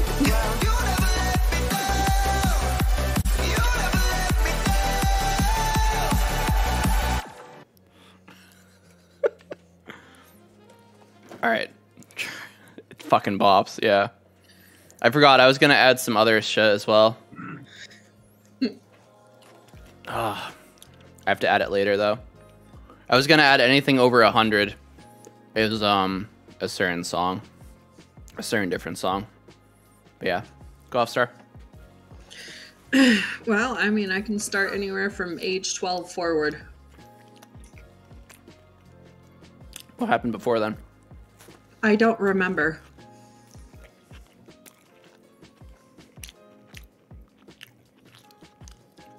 I had one memory pop up. And that, ladies and gentlemen, is the first sign of childhood trauma. I had one memory, like one really strong memory pop up. What was it, last week, babe? And it was like a memory of my dad taking off to go on like a 2 or 3 day binge, and he left me with some lady that I had never met before, and she taught me how to make hot cocoa on a radiator because she didn't have a stove.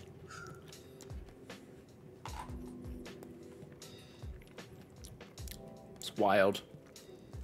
Yeah. Okay. Well, what do you remember at age 12? Being raped by my dad's ex-best friend.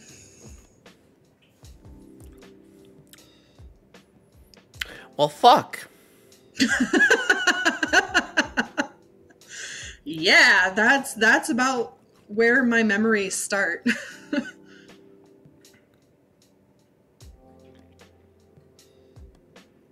I mean, I know it gets better because I know where you're at now. But, like, right? What a fucking start. Senses is like, well, all right then. Yeah. I was walking home, and I'm okay talking about it, mainly because I've taken that first step into recognizing that none of it was my fault. And that I cannot be blamed for any of the situation, especially, being a 12-year-old kid. I can't be blamed for any of it. No. But I was walking home from school, and there was 4 apartment complexes that were like right next to each other down the road. And they were all separate apartment complexes and separate buildings and stuff. And each one of them had their own maintenance shed behind the buildings and at the end of the parking lot. And then you would go behind these sheds and you would go up a hill to another parking lot that had a carport. And that's how I would get to and from school, is I would walk up and down that hill. Right. Because it was shorter of a distance than walking all the way out to the street and then down the sidewalk. And I could just cut across that way and head over to the sidewalk. And so I remember I was walking home, which means I was going down the hill, and I was coming in between 2 of the sheds that were on either corner of the parking lot. Or the 2 different parking lots that were next to each other, and I was coming between the 2, and I felt something behind me grab me and put their hand on my mouth, and then I got pulled into one of the sheds. And it wasn't until after I was flipped onto my back and being pinned down onto the floor that I realized who it was. But I guess he had been waiting because he knew my route, because he was my dad's best friend at the time, and he lived in the apartment building next to us. So it's completely fucked. Yeah, that happened. And then I went home after he left, and of course threatened to, kill my whole family, and, the whole 9 yards that they do when you're 12 and you're scared to death. And I ran the hottest bath that I could muster up, grabbed some water that I had boiled on the stove and put it in the bathtub, and then I just sat there and scrubbed myself until I bled. And then never told my dad. I still haven't told him. Still haven't told him. Nope. 35 years old and still haven't told my dad that it was his best friend that did that to me. Does he still hang out with him? Does he still his friend? Oh, no.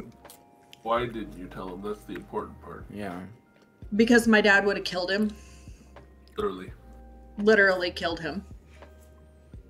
And I would have ended up in foster care, or what would have been even worse at that time, with my grandparents. So, never told him, still won't tell him, because he's still alive. He doesn't talk to him anymore, but we know where he is, and that's bad enough.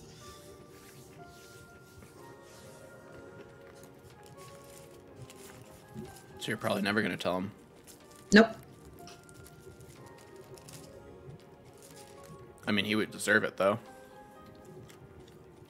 He would. Yeah. And I'm sure that he's probably done it to other kids. Then he would like 1,000,000% deserve it. Like, 1 is already way too much. What the fuck?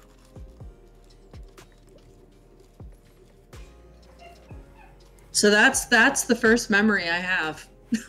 Other than the one that I just got randomly last week. What's so bad about your grandparents' house? My grandfather was a Catholic deacon, and my grandmother was a Catholic deacon's wife. Mm-hmm. And let me just put this into context for you. Mm-hmm. And I'm not going to say the word because I refuse to say the word. Okay. Brazil nuts, according to my grandmother, are N-word toes.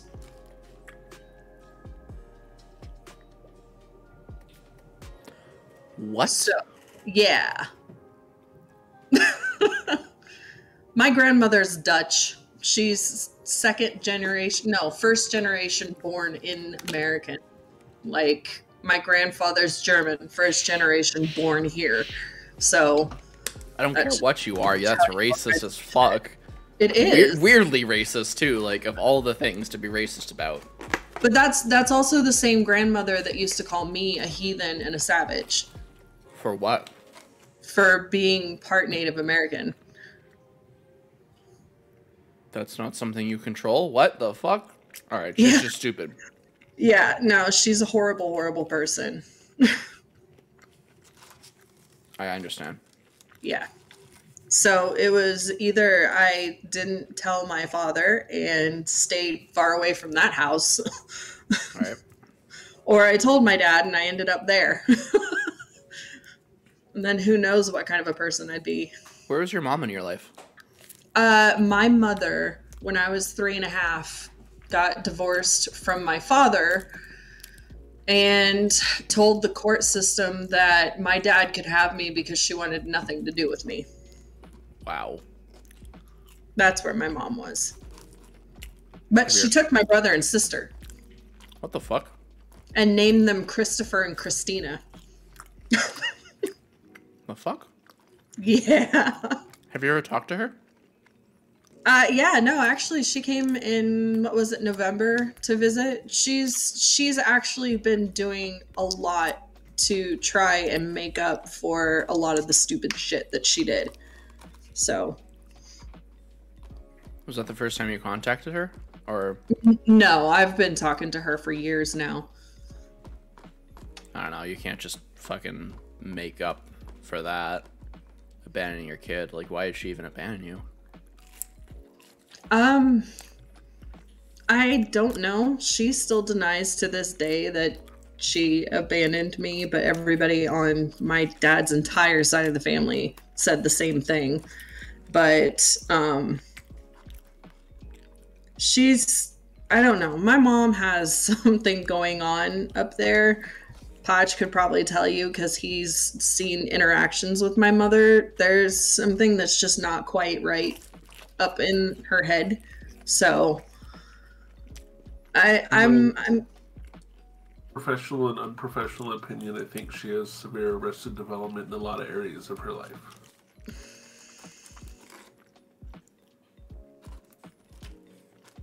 So I'm just kind of taking my mother one step at a time. I don't necessarily completely forgive her for what she's done, but I understand that, you know, she had a really fucked up and traumatic childhood too. So I also know that, you know, her being my mom and that generation didn't do therapy and didn't do the kinds of things that we do now.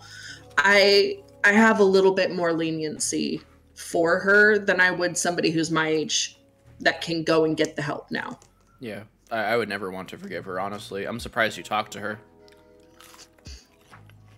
Yeah, it was one of those things that she contacted my dad when I was like 11 and a half, 12 years old, and started to, you know, make visits to me regularly and started to really try and make a presence in my life and try to be there more, if that makes sense. It's still hard, and it's one of those things where I don't have that conversation with her anymore. I don't want to talk to her about it because I know she's just going to deny it. And it's easier for me just to leave it alone. And that just hurts more. It festers. Yeah, well, I'm enjoying having a parent. Okay. That's true. I'm not trying to take your parents away from you. I'm sorry. No, it's okay. It took me a long time to get to the point where I would talk to her. Yeah. So, like, I would go visit her for the summer and I would barely spend any time with her, and I'd try and spend all of my time with my siblings because I wanted to know who they were. So my sister and I would take off and we'd go to the mall and we'd just leave my mom behind. Like, I spent years just leaving and abandoning her at the house to kind of make her feel the way I felt. Mm-hmm. And I've grown out of the revenge part of it. I've grown out of the pettiness of it. And now I am becoming more understanding that, you know, she's got things wrong that she doesn't know she has wrong. And she's too prideful and stubborn to go get help. And if anybody mentions it, then she automatically just assumes that everything is wrong with her, and she's just had a rough time. So I've become more understanding of it, and like I said, I haven't forgiven her, and I sure as hell won't forget. Mm-hmm. But I'm giving her more leniency.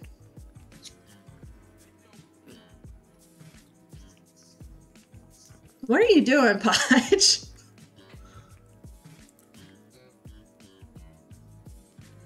Cleaning my desk. Oh. Sorry. Hi. Oh. I have so much. I've had people who legitimately have wondered why I'm not like high off my rockers on meth or heroin or something that's going to make me not feel anymore. I've had countless therapists that I've talked to said I need to write a book about some of the stuff that I've gone through. I'd probably agree with them, honestly. I mean, can you remind me, which side of, is it your mom or your dad's native? My mother. That explains a lot, actually. Yeah. So, strong woman of the family. You know, probably. Yeah. I mean, obviously, it doesn't, none of the explanations excuse her from what she did. Absolutely not. And just like, you know what? I had a come to Jesus meeting with my daughter. Yeah. My personal daughter got a hold of me and told me how much me divorcing her dad and leaving her with her dad the way I did affected her. And that she now has trust issues because of it. And I said, you're right. That was my fault. And I don't expect her to ever forgive me for it. Yeah. But I did explain to her, and I said, this isn't making excuses for the way that I did things. But when I left her dad, I left and I went to Hawaii to see if I could make it work with Poch as a friend initially because I needed somewhere to go and he was there for me. But we had a relationship that bloomed out of this amazing friendship, and I personally didn't know if I was going to fail at this relationship too, just like every other one that I've ever had, or if I was going to be homeless, or what the problem or possibilities were going to be. And I wasn't going to take my kids away from their friends and their school and out of their home where they were safe and they had clothing and food and everything that they could possibly need to like survive and thrive in a situation. I wasn't going to take them away from that and take them with me to a place where I didn't even know if I was going to have a home. Right. And I did what I thought was the best that I could do for my kids at the time. There is a child behind me. Yeah. Wave hi.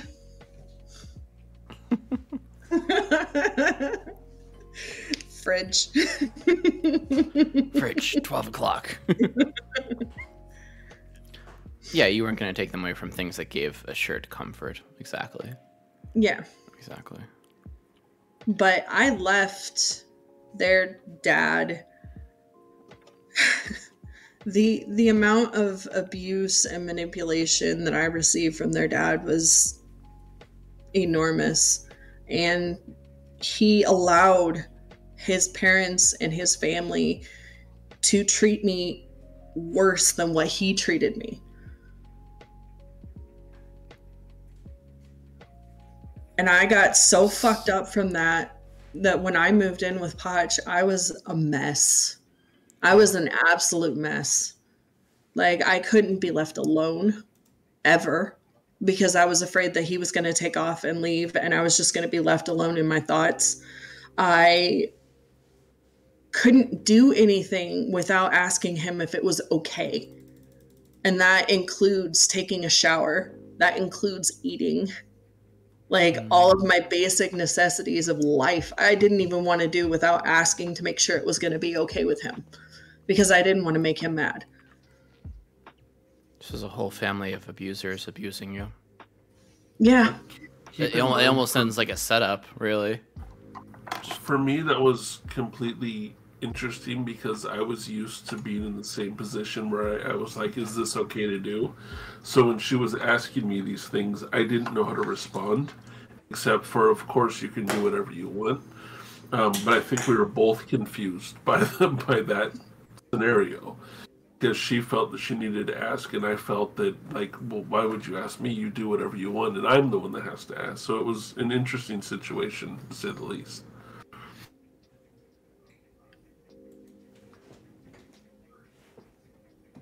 There was so much that happened in that house.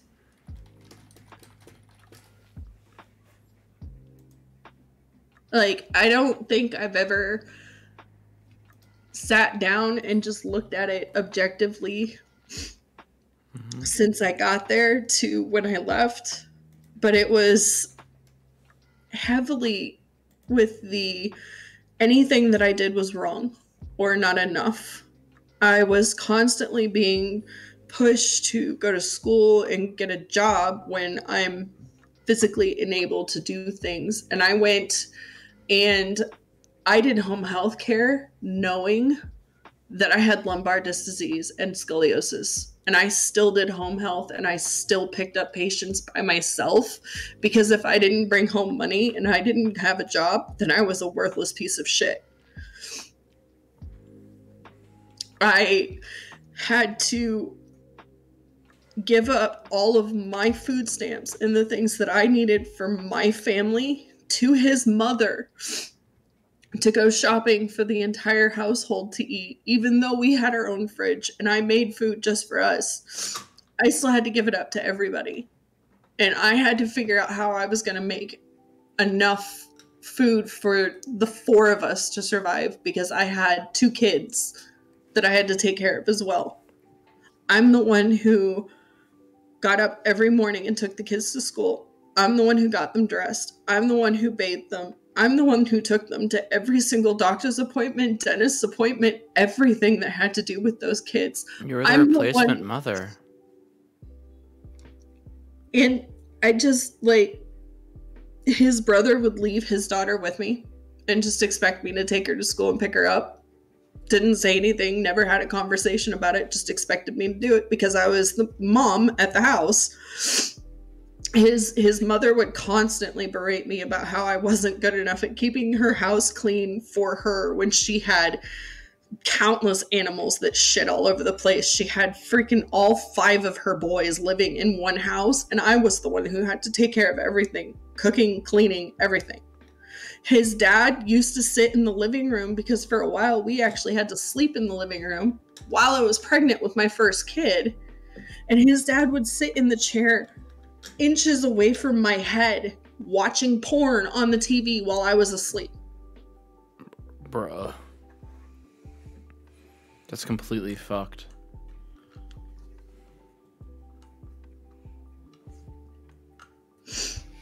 Like, on numerous occasions, I told my ex I might as well just get a freaking maid's outfit because that's all I am in this family. And he kept telling me, oh, no, everybody loves you, blah, blah, blah. And I'm like, dude, I'm literally cleaning out your mother's storage room twice a year by myself. And it's a 20 by 20 foot storage room. Full. Yeah, no. That's not okay. They were literally using you.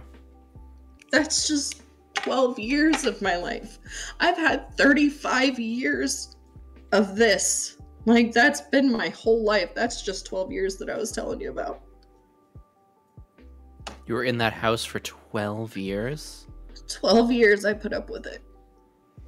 And then he tried to make it my fault when I wanted to leave.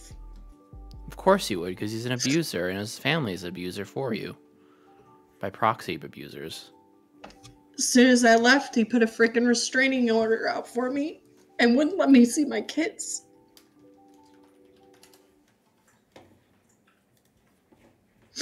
And then he told the court system, and the reason why I can't even have contact with my kids other than Facebook Messenger is because apparently I neglected them.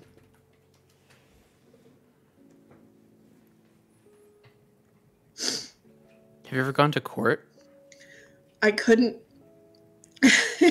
Dude, he did me so dirty on that one too.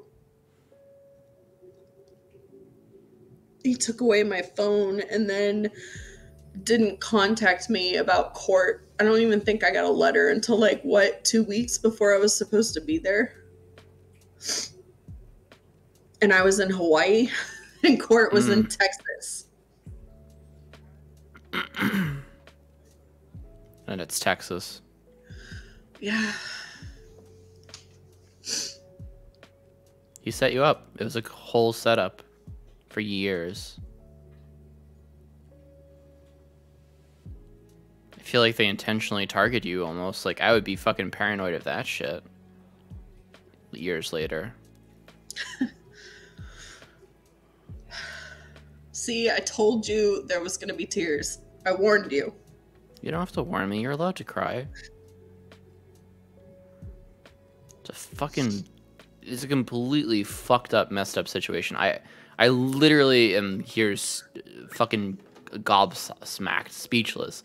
I don't have enough words in my lexicon to describe how absolutely horrid and disgusting, fucked up, just literally the worst of the worst kind of humans that you were with.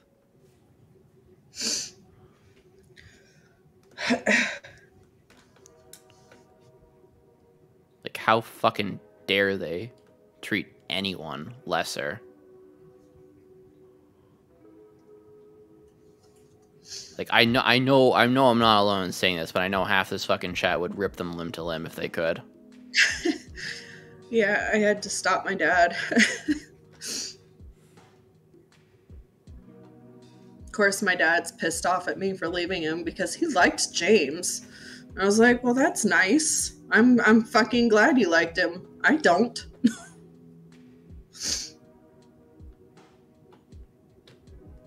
That's how manipulators are, aren't they?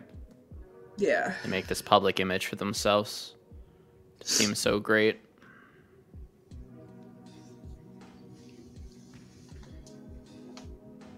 I'm so happy that I found Poch. I'm so happy you found Poch too.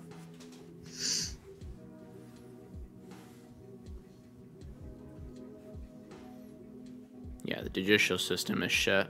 It's designed against abuse victims.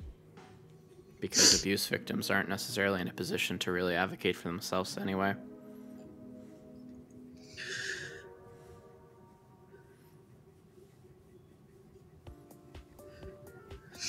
There's nothing but love for you here. And understanding in my chat right now. Yeah, let it out. There's more than enough reason to cry. We're here for you. Like the fact that you're still here today talking to us about this. Oh, you have no idea. I mean, hey, Star, I mean, I think I know what you've been through, but I'm really fucking glad that you suck at some things. Alright. We had a suicide story on Friday, so I'm fucking here for that shit too. All right, I'm glad you saw. I told Poch, I tell him all the time that he literally has saved my life. Because if it wasn't for him giving me a place to go and pushing me to actually stand up for myself and leave, I had already taught myself how to make a noose. I had already stabilized the back porch railing. Like, I was ready to just be done.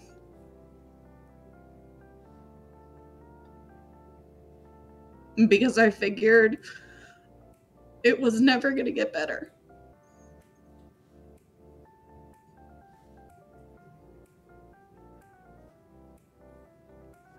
But it has. Poch was there. And Poch continues to be there. And up until this community, he's been the only one that's been there.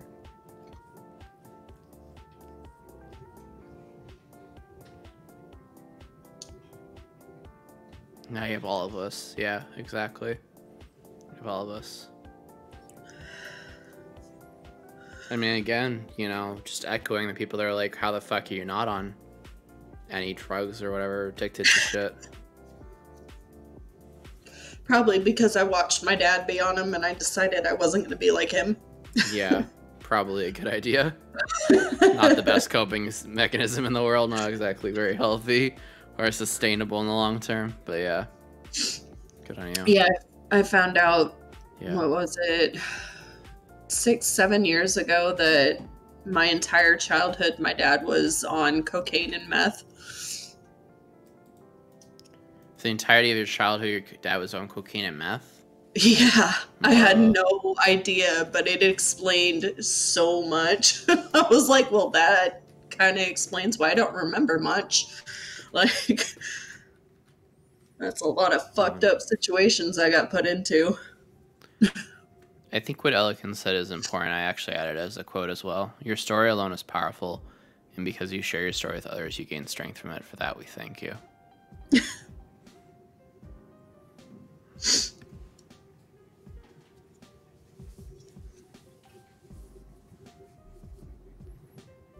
You are enough. You're more than enough, Star. I'm learning that slowly. I mean, hey, you're still sitting here, right? You haven't pressed disconnect on the call. You haven't run away. You haven't blocked me on 7 platforms. Blacklisted my name from your Discord info. I don't know.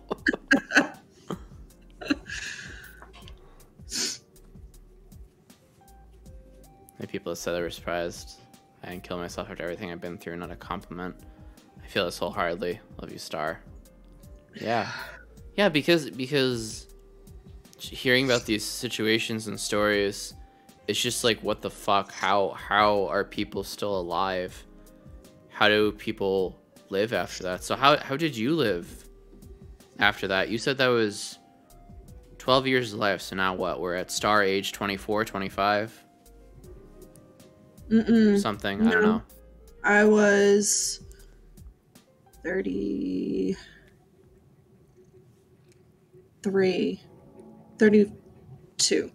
when I moved in with Poch. And I met my ex, I think I was like 21, 22. Yeah. Something like that. I was my second ex-husband. My first ex-husband beat the shit out of me. How fast did you leave him? Let's see. I was actually, it's an interesting story.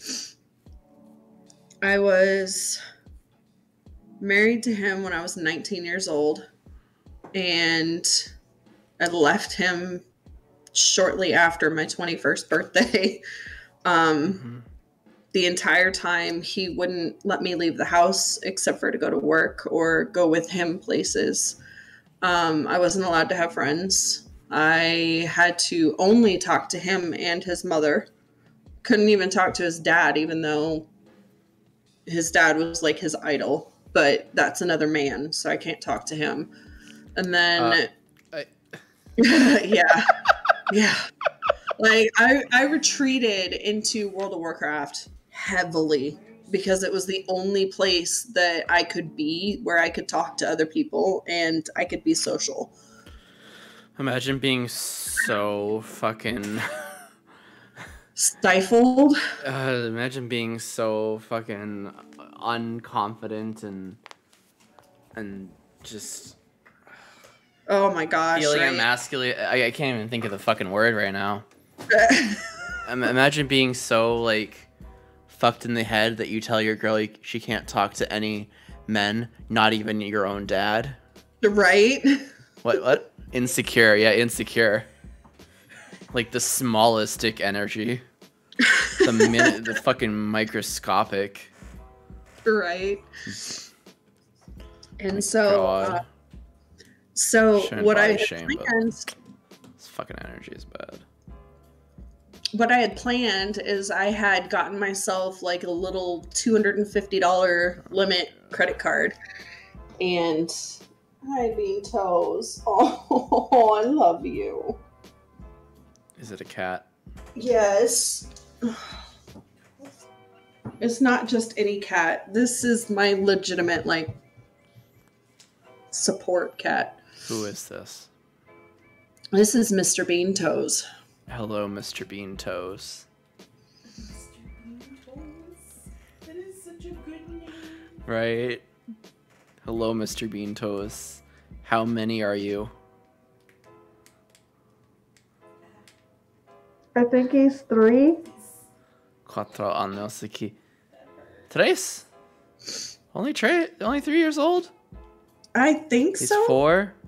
17 4. pounds of him. Oh, he's almost as big as Nero. Nero's 18 pounds. What a baby.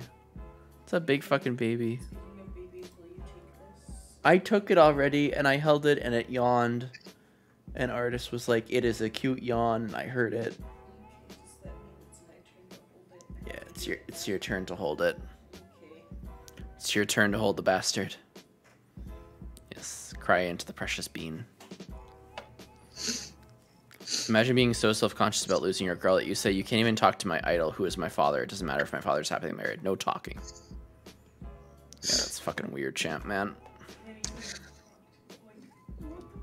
But so anyway, so I had Maybe planned. he's afraid of being fucking NTR'd, cuckolded by his dad. I don't know. Right. There's some Electra complex going on here. So I had planned to go spend some time with my dad, and I was. Were you allowed to talk to your own dad? Yes. Yes, I could talk to my own dad. Oh, okay. I had taken some money and put it aside and gotten myself like a little $250 limit credit card, and I was going to take my truck and drive and go see my dad, who was in Vermont, and I was living in Iowa at the time, so it would have been like a 2-day trip. Super easy to do. And I was packing all my stuff because I wanted to leave while my ex was at work, because I knew that if I had told him, hey, I'm going to take off and go spend some time with my dad, there was going to be a massive blow up. And I was trying to avoid that situation. So I was packing and stuff and getting ready to leave while he was at work. And he came home. Yeah. He came home early. Shit. And picked me up and threw me on top of the bed where I had laid out all the dresser drawers and stuff that I was packing up. And because of that jarring, and because I have a crooked spine, I couldn't walk for like a half an hour. And so I was just like laying in my bed on top of all of these dresser drawers and this suitcase, unable to move or go anywhere or do anything. And he just walks out of the room and sits down in the living room. And I'm like, okay, well, I guess I'll go fucking deal with this when I can actually move. And I walk out into the living room when I can finally get up, and he's just sitting there playing Halo. And I'm like, what the fuck are you thinking? Like, do you realize that my dad will literally kill you for hurting me? Like, physically putting your hands on me. My dad will literally take your head off and remove it from your premises and bury it somewhere. Like, do you not realize that this is a really bad idea? And he just, like, calm, didn't say anything to me, got up, put his controller down, walked over to me and punched me in the face, and then just walked back over to the couch and sat down and went back to playing. Like, I don't know if he was so pissed that he had blacked out or what the hell happened, but he just, like, decked me right in the face. And I was like, you're done. I'm done. I'm out. Peace. Deuces. I'm not going to do this. And Did you let your dad kill him? no. But when my dad found out, he told his friends, and his friends put him in a wheelchair. Good. Permanently? Permanently, yes. Good. Deserved. Suffer. Yeah. Fucking suffer. And so 3 days later, I was at work, and I was like, look, he finally went back to work. You know, I gotta leave. I have to go. And so I talked to my boss and said, you know, I hate doing this, but I have to just take off. I'm not going to be able to transfer. I'm not going to be able to do anything. I've got to go. And I was working at Walmart, and I grabbed the guy from Sporting Goods, the guy from Hardware, and the guy from Automotive. And I took all three of these giant buff men with me to my apartment to pack up my truck so that I could take off and leave. Good for you. Also, Star, pink metal or Why did you take the door bats away? Oh, pink all day long. Pink all day long. Right, yeah. Love pink. Why did you take the door bats? Oh, I took the door bats away from the door just to show people that we had door bats. That's valid. Love it. We were talking about door bats earlier. Door bats are very important. Because Elikin had an experience, and I told her that you could very easily store a door bat in your pants and just, you know, walk around like that. And if the occasion, you know, struck you, just be like, you want to go? Want to fuck with me? Think so. Do not carry a door bat in your pants. It's meant for the door. But you could carry a door bat around in your pants. We need a door bat, honey. Is a knife pants? Pants knife? I mean, I know I have a Pochfad, but we need a door bat. You need at least 2 door bats. We have 2 door bats. One is larger than the other. See, this one's for Frankie, this one's for me. I love it. I have a pillow knife. I do too. Bed knife. I also have a purse knife. Everyone needs a door bat. Bed spear. Okay. What is your problem? So yeah, so in answer to your question, after he beat the crap out of me, 3 days. That's all it took, and then I left. Good. Tactical shovel. Good on you, honestly. Yeah, that was the like, I can tolerate a lot. I really can. I will tolerate a ton before I get to that line where I'm like, all right, I'm done. Like, I can't do this anymore.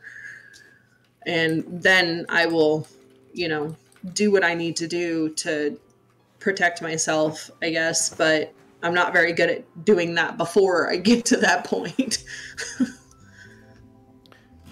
I mean, consider the situation that you were raised in. Like, you were taught to shut up and fucking take it, literally. Right? Literally. Like, did you expect something different from yourself? No, not really. I mean, literally my grandma's favorite saying, and she even said it to my daughter, little girls are to be seen and not heard. Haven't we heard that one before, folks? Mm-hmm.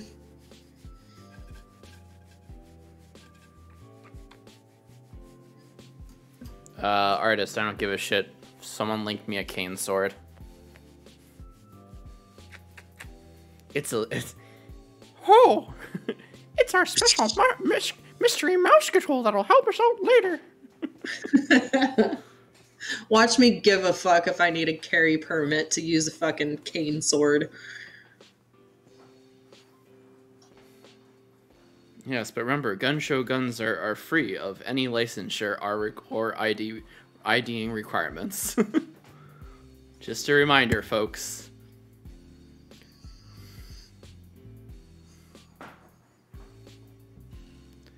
I meant to use them out of your house.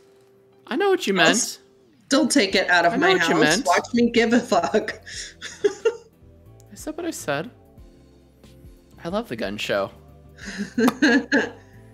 I'm here for the gun show. Yeah, right? See, I'm just like the gun show and then Belly comes out. Boing. Living dangerously every day of my life. Artist, every day of my life. Artist, that is not anywhere close to being dangerous compared to half of the life that I've lived. Oh, you want to know some real criminal shit in a video game? I'll tell you, but not here. Hello, friends. Hi, Zypress. Welcome in. Zypress, Zypress, does your influence extend to the tactical missile defense system that the U.S. has in place? Because I have a few tactical missiles I need to send to a couple of abusers. People's lives.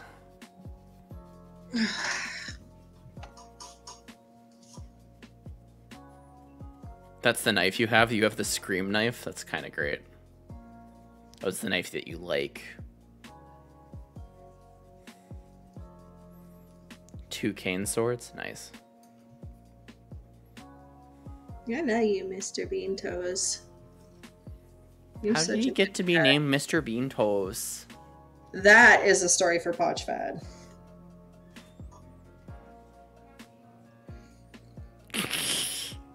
Did I do that? So what had happened was, my ex brought home cats. Like I said, I've never actually went and got cats, but they brought home cats and said, "Here, this is yours." I said, "Oh, okay." That day, me and the kids were at the pool playing Marco Polo. So I was like, "We'll name him Marco," because I thought it would be funny. Every time you yell for him, someone will yell Polo. It'd be funny. I like doing things for funny.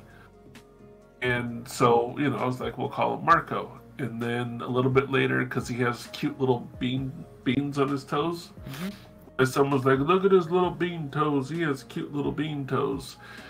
And we never called him Marco. We just started going, "Where's the little bean toes guys?" And I was like, you know what? The very next day, I was like, "He's not Marco. Ain't nobody calling him Marco. He's bean toes, but he's proper as fuck, so we're gonna call him Mr. Bean Toes." We ended up getting him he had a bow tie. It was a plaid bow tie for a collar. Wanted to get him a monocle, but it wouldn't stay, so we just stuck with the bow tie and Mr. Bean Toes. He's proper. That's great. I mean, he is a tuxedo cat. Yeah. What a great name for a cat. Oh, shit. And Mr. Bean Toes has this uncanny ability to know when both me and the Munchkin are having, like, serious mental problems. Because he is always there purring and making sure we pet him and hold him and everything else when both of us are having issues. What a baby. Is he registered as a therapy cat? No, but he needs to be. He does. I hear Mr. Bean. All I hear is picture is Rowan Atkinson, yeah. He has a cat and cats are gods. Yes. I have a cat on my desk right now. It's Sky. He's staring at me. I wish you guys could hear this purr, dude. Oh, I could. It's very loud. Oh, another cat. He's pawing. Hi, Leo. Come back here. What red flag did you all take note of but ignored for X reasons? Good fucking question.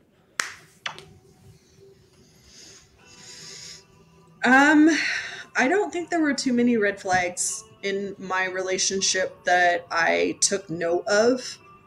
A lot of them I just didn't see.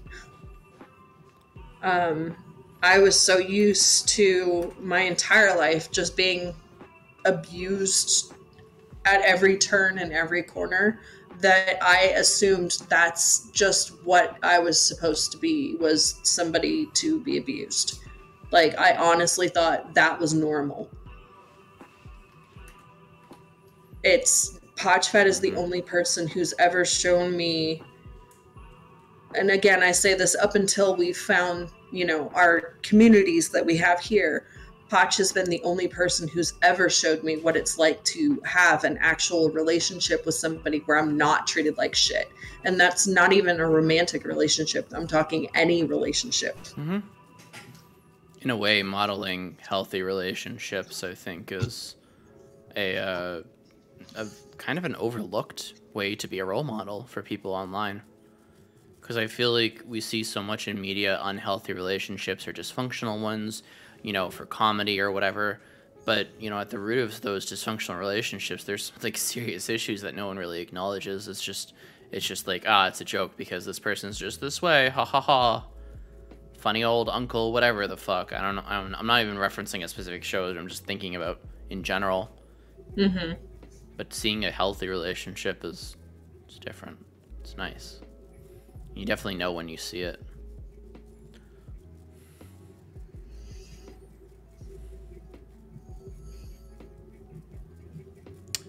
Poch, what about you? Poch is typing instead of talking, which gives me a moment. I realized that I've interrupted a few times, and I apologize. I didn't want to interrupt, so I figured I would just throw it in chat. I did. You're fine. I forgot to promo this before, but for my autistic friendos in the chat, do any of you want to come on to Mental Health Monday in April to talk about being autistic? Because I'm newly discovered autistic, but it just explains way too fucking much about my life. So if you want to come on, please let me know. Feel free to DM me on Discord or Twitter. I don't bite, I swear. And if I do bite, it's not hard, unless you want it to be, but you need Frankie's consent for that, so it's probably not happening. Sorry, I even brought it up. The safe word, which is pineapple. But yeah, if you want to come on Mental Health Monday and talk about being autistic, yeah, get at me. Wouldn't mind since this artist, yeah. Because I don't have guests written down right now, and I'm just like, panic.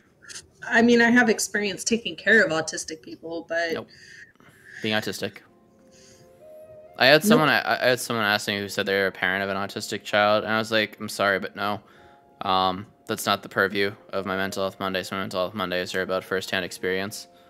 And I'm not trying to discount their experiences being a parent of an autistic child. I just want to hear it straight from autistics' mouths, because more often than not, autistic voices are not represented in media at all. They're not even represented by themselves, which is why we fucking stand ASAN around here, which is the Autistic Self-Advocacy Network. ASAN. Yes, thank you, ASAN. We stand ASAN, and that's why fucking ABA is abuse. We don't fucking... If anyone fucking ever mentions ABA in any kind of positive way, you're probably gonna get banned. In fact, you're 100% gonna get banned. If you don't know what ABA is, we'll get into that more in fucking April, but it's Applied Behavioral Analytics. Which is just like a really fucky way to basically be like, train your dog. Train your autistic kid to not be so autistic. So yeah, I heard about that. That's pretty harsh. It's a constant reminder that they're never going to be good enough. Is really all it is. That's horrible. It's horrible. Yep. That's disgusting. Yeah, it's like behavioral therapy, but it's literally like Pavlovian dog shit, which is why hashtag Stop the Shock is a whole fucking hashtag, because there's still some places that use fucking shock collars on kids. It makes zero sense. Disgusting. No, it makes perfect sense. They want to control them. Okay, that, yes, that. If we're going by actually helping, you know what? This is my own personal belief, and I could be totally wrong, but the way I look at it is that autism can be a superpower. It's not something that has to be fixed. It's not something that's wrong. It's part of who you are. And I think there's a difference between, you know, being who you are and being told that who you are is wrong all the time. You know, the different things that are going on that have created that sense of person, the autism, whatever it is, that's not their control. And so constantly telling You're them annoyed they're at wrong. me because I pointed out that there's still some facilities that put shock collars on autistic kids in order to control their behavior and give them a... Let's give them a... I just fucking imagine the Five Nights at Freddy's voice, just like, let's try a controlled shock. But yeah, you're completely fucking right, Poch. Sorry to cut you off. Very good.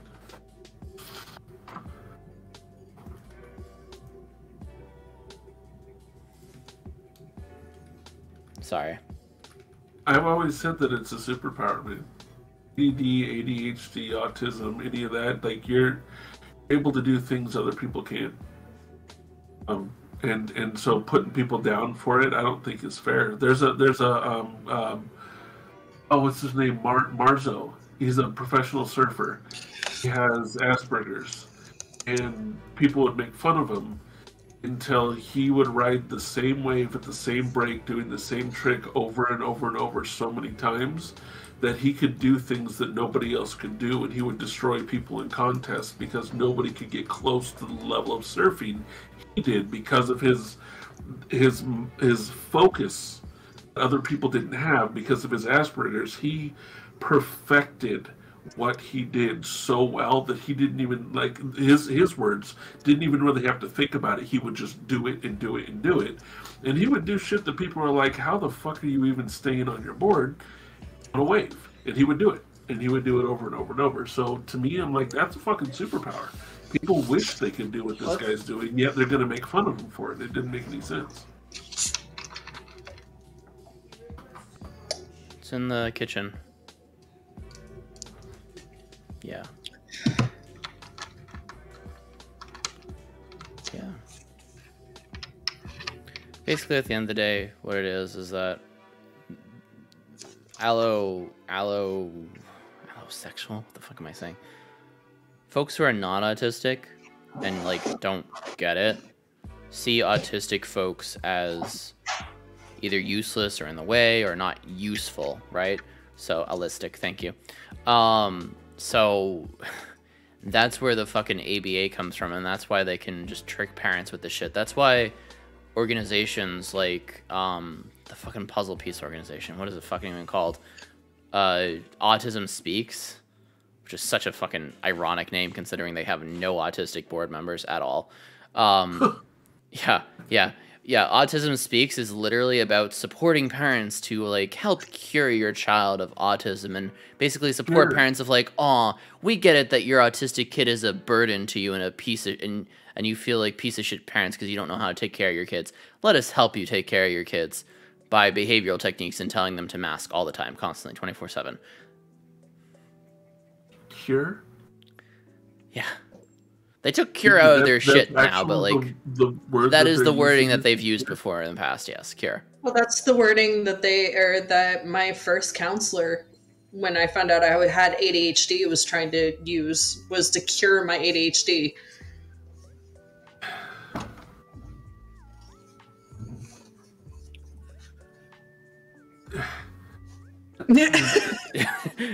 Potch is going through it. I'm gonna cure you because you're black. It's the same difference. I mean, that shit probably happened too. Let's be real. No, I totally believe that it probably did. I mean, let's cure the Jews, right? They don't have to be Jewish forever. They could be Aryan and yeah, right. Yeah, same fucking energy. It doesn't, like, it.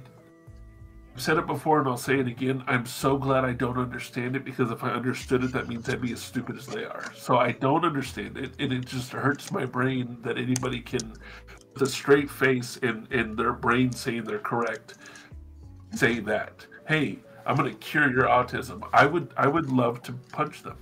I would. In a video game, Twitch. In a video game. In a video game. Yeah. In real life. Sorry, chat, real quick, fucking head count. Say me in chat if you want to come on to Mental Health Monday for autism. Let me just get names again because I actually have my note ready now. Okay. Census taker. Census taker, do you have a Twitter? Or I'm guessing you have it. You have to have a Discord, please. Please add me on Discord as friend. And we'll talk. We do up to 2 guests at a time. Artist Hope, okay. Honey. If we have specific pairings that want to be together, also let me know. What is happening? Left or right? Let's see them. I have rose quartz in my left hand and citrine in my right hand. Left or right? Thank you, Artist Hope. I see the friend request. Tree. You don't have to join the Discord if you don't want to, but you can find my name on there if you join in for half a second and then click me at the top. Thank you, Census Taker, for the friend request. Even as I was expressing for a while, I thought Autism Speaks was an ally group. Right, because that's what we're fucking told. It's the ally group. Knowing what I know about them now, I absolutely hate it. Yep, same. I'm scared. Why is Jeffrey scared?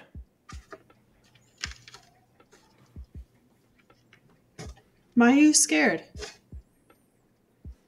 If you're scared, that means somebody scared you, and I'm gonna beat them up.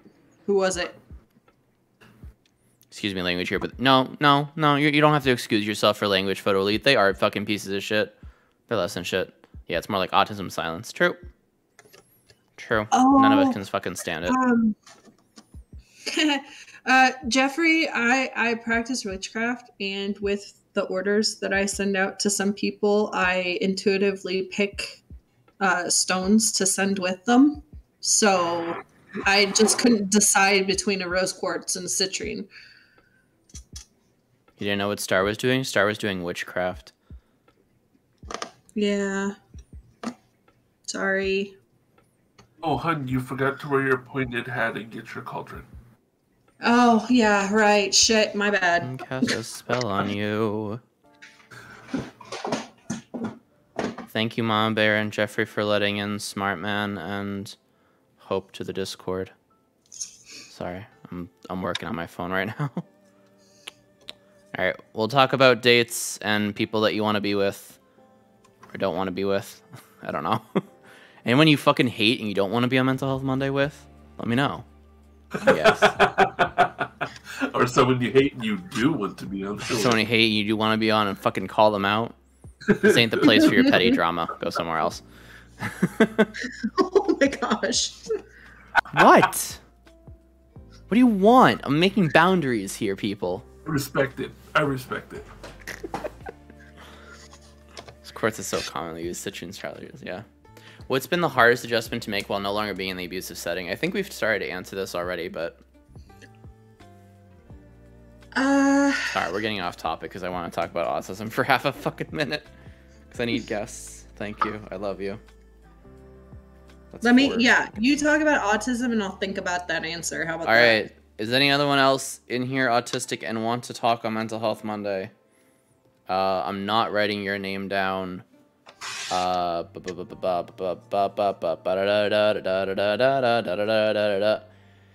He's Phantom. Smart man. You said no. Okay. No, I love you, Waba. I love you too. Just like a person named Waba, I don't want them on the show. I don't want to be on the show with them. That's fair. That's fair. Waba claims that Pokemon like to fight. Hashtag Mewtwo. Speaking of Pokemon. Oh, I'm dead. That's an Umbreon. No, Espeon. Espeon. Sorry. Why do I always mix those up? I'm dyslexic with those two. A lot of people do, to be honest with you. I think I asked Murph. Murph.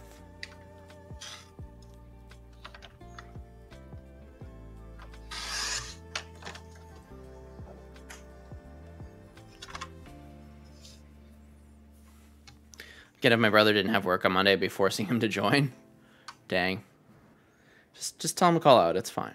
It's fine. It's fine.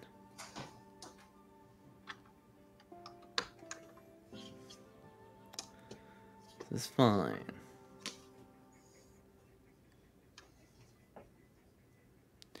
Anyway, being autistic is cool. That's my whole speech. He'd probably be really quiet unless he's spoken to. That's fair enough. That's fair enough. I mean, that's pretty much what I do most of the time.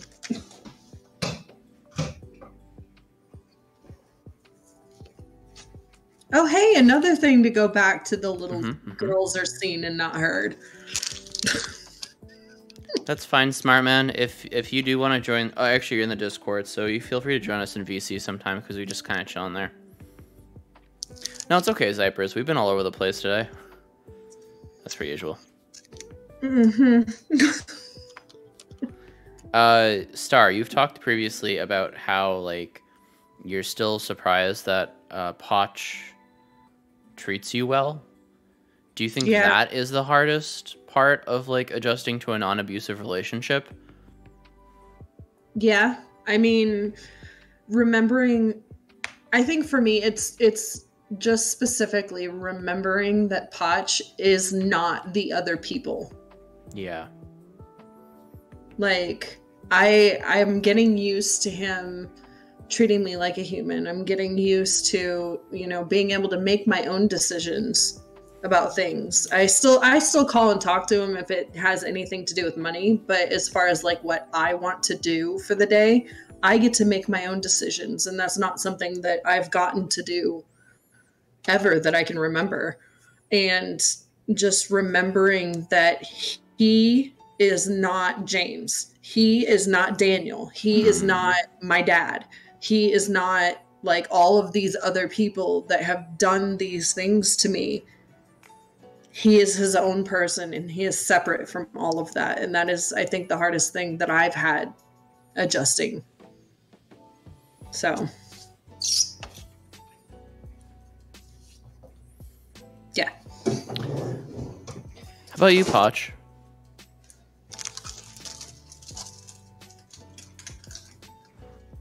I think the hardest thing that I've had to work on since is that same thing, trusting. The amount of times that I was lulled into a false sense of trust just to be fucked with has made it so that even when Star is like, "Don't worry, everything's cool," I'm like, "Nope, that's now I know it's not." Even though she's just being upfront and simple, going, "Yes, everything's cool." Those are like trigger words that as soon as she's like, "Yeah, everything's good," I'm like, "The world's ending, I'm fucked." So, but now I'm getting used to it. That she's like, "No, I'm good." Like, "Oh, I think you are. I think you're actually good." And that's a hard thing for me. That's a hard thing for me to believe that she's not gonna plot and fuck me over. So far in 3 years, she has stood behind her word and plotted and fucked me over. So I think, at this point, you would think, yes, you can trust everything she says, which a normal brain may be able to do. I mean, your brain's probably like, she's playing for the long game, though. Dude, that's the thing, is my ex did do the long game. Yeah. That's why it fucks with me. Like, I'm talking 10-year long game. Do not encourage him. No, I'm just saying like, very plainly that's how our brain's gonna think. Like, it really is. Like, my ex realized that there were things that came with sex that like, for some reason I tried harder and all this stuff that she knew just before we split up, that all she had to do, and she did it, was to say, "By the way, our entire marriage, I've hated having sex with you." Even though she would berate me for not doing it, she knew that was the one thing that would fuck my head up more than anything. She played the long fucking game. So yeah, it is one of those things where I'm like, okay, it's been 3 years playing the long game, but and again, it's in my head. Because if I step back, if I totally step back from the situation, and I look at all the things that Star has done and what she has said and what she has proven with her actions, not just her words, I should be in the most secure place that I've ever been, which I am. Just my brain tells me you are, but be careful. She's got a gun. it's that sitting right there, and it has nothing to do with her. And I realized that. And you know, at first, I did have to, you know, like separate her from past relationships because I'm like, oh, you just did that, I'm fucked. And she had never done it before, other people had, and now she was getting the kickback from all these other people's bullshit, which wasn't fair to her. It wasn't fair to her at all. And that was discussions we've had. Me and her have talked about it. Me and Star have talked about it. She's like, I'm getting fucked over because of this, and that's not fair. And I'm like, you're darn right, that's not fair.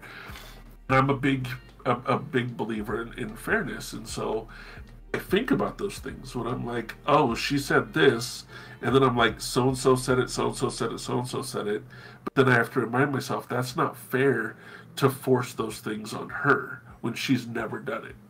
And I think that's been the biggest thing that I've had to adjust to, because of my fear of that pain. That it's been tough, not because of Star. I literally have never been in a relationship like this before, where someone says what the fuck they mean and isn't gonna fuck me over later for it. Like wait a minute. I have a question, actually. Does that extend to other relationships, like friendships and stuff? Yeah. I'm being groomed. Yes, you are. I hear him. It does. I personally, I don't like asking for anything. I don't like, and using the word I don't like isn't right. I'm weary of asking for anything, and I'm very weary when somebody offers me something for free. Because in my past experience, almost every time that happened, there was a huge, not just strings attached, but a chain with anchors. Like, anytime there was a free offer of something that should have been, you know, like, hey, let me help you with this, there was a price to be paid for it that would suck. All right. And that right there, for me, like, that is with friends. Being on Twitch has been the biggest brain fuck for me. I was about to ask, how does this extend to Twitch? Like, people just gifting subs or cheering or whatever, giving money? I don't know. Like, there'll be a hype train. I'll sit there and go, I don't know what to say. What can I do to make this up to you? I've literally said, how can I make feel this that. up to you? I haven't had a hype train this year, so I guess I don't have to worry about that, but I still have that fear sometimes. And people will be in chat going, dude, you said thank you, it's good enough. And I'm like, I don't trust you. What? You know, like, you want my pinky? You want, you know, my firstborn, he's already, you know, or she's already 23. Like, you can't have her. You know, like, all these things. Like, but then I like, it's helping me, though. Twitch, working on Twitch and doing this is seriously helping me. But there was a situation where I had to go get my daughter and had to take an Uber, and it was like the last $10, and Star got a hold of me, and somebody just donated $20 to make sure we can get an Uber, and I'm like, first thing I thought of is, what do I have to give him? You know, what does he want? And it was the person just going, oh, we want to help, I can help here. And I had to come home that day, picking up my daughter in the Uber and spending that money, and go, he just gave it to us for no reason, and I don't owe anything besides a thank you. And it took me, like, getting that into my own head to, like, be normal with the situation, which it was a normal situation. It's Twitch, you know, like, that's what people do. Yeah. It took me a good hour and a half to get to that, like, forcing myself to realize that. So for me, it's good. It's great because I'm getting to where I can just say thank you. Thank you very much for doing that. I appreciate that, which for me, it's leaps and bounds of a difference in my mind. So I actually kind of love it, even though it can be stressful. So it's actually helping you. It's helping me. Yes, it's really, really helping me. Yeah. Cypress unintentionally asked that question as you were answering it. Do you feel Twitch is helping you accept help from others? Yeah. Yeah. It's something that I've never. I can genuinely say I can never remember a time that I was okay with just accepting help from somebody because I knew they wanted something back. Yeah. And so now it's just like the first time that I'm learning to go, okay. God. I literally feel that, and it's the same for me. Because, like, the one example I think that ties us both together is the chair. Yes. The chair. Oh my goodness. and I still put it in my title, which I always will. Yeah. I always will. I don't give a fuck because that's my appreciation. Nobody needed that anymore. Nobody has requested it. It's still something that I'm like, I want to make sure you know how much I appreciate. Yeah, we're probably gonna have a Chair Chan stream at some point. Subathons terrify me. See, I want to do a subathon for my birthday. I don't like the idea of a subathon normally because I feel like it seems very greedy. But I want to do it for my birthday just to be like, listen, if you want to fucking do something special, I'm going to have to do something back in return. So I feel like justified. I did one. Yeah. That was mentally changing for me as well. It was huge. Yeah. Because of the amount that people did. It hit a point. Like, seriously, it hit a point because I started with 4 hours, ended up going 16 and a half. I remember that. It hit a point about 8 hours in where I wanted to turn it off. Not because anybody was doing anything wrong, but because I was like, I can't owe you this much. You know, like, we'd hit the threshold of how much I could repay in my mind. Right. But I kept going. But honestly, the thing of it is that something that I've had to, like, dig in my own mind is, like, as weird as it sounds, I've been trying to separate myself emotionally from the money. Because that's really what it is. Because, like, sometimes I'll see someone give subs, and I'll just be like, dude, that's, like, a lot of money. And that's a lot of money to me. Not a lot of money to other people, because we got Twitch millionaires in the chat, you know? And I have to just be, like, okay with that and just say in the moment, just thank you so much for your generosity, really. Because I see it as generosity. But the other part of that is, like, I have to, like, detach my brain emotionally from money when it comes to, like, making this a full-time. Because I've told people, I've been very open, that I could do Twitch absolutely full-time if I had consistently 2,000 subs. Straight up. And that's a lot of fucking money. That's a lot of subs, that's a lot of people. Now, I want that to be from 2,000 individual people, so no one pays more than, like, $5. But, like, you know, pipe dream. And I'd be growing for a period of 6 months. The whole thing, you know, like, I have metrics. If you look at the partners, though, I don't know if you spent much time in partner chats. I have. There's usually a Twitch daddy or a Twitch mommy that has no problem doing 100 subs. Like, I had somebody drop 100 sub bomb on me. And I lost my shit because I'm like, there's no freaking way you just gave me, like, spent $500 on me. There's no way. Right. That is insane. I would lose my shit. Back. So like, the only thing that I've done to, like, help alleviate myself of, like, feeling bad if someone did something, like, big like that is if you look right below my stream, I have, like, things for, like, specific amounts of bits. So if people are like, crazy with bits, they can make a unique notification go off for a specific amount. So I feel more justified. And the other thing is for gifted subs is if someone gifts 5, at least 10, at least 20, at least 100, I think. I didn't make a 51. But I made a 5, a 10, a 20, and a 100. I think. I don't remember. Someone under my stream, look. But yeah, so if someone fucking gifted 100 subs, I would know by the sound, and I would freak the fuck out. And I'd be like, all right, well, there you go. You're welcome. There's the fucking large sound. Same with 10,000 bits, for instance. It's fucking brain power. I'll pay for 2,000 subs at $5 per sub. I didn't. Yeah, that's exactly. Zypress, that's literally what I'm saying. $2,005 like tier 1 subs. That's literally what I would say. And if I had consistently 2,000 subs every single month, and I was growing in a period of 6 months or more, and everything was still going up, then I would quit my full time. 100% I would. Does that happen, Census? No, it's very low percent. It's very low percent you get to that point. That's why you have to diversify your income. That's why I'm investing more money, more money and time into YouTube. And just, you know, putting stuff out there. Because that's the long range. That's the long term.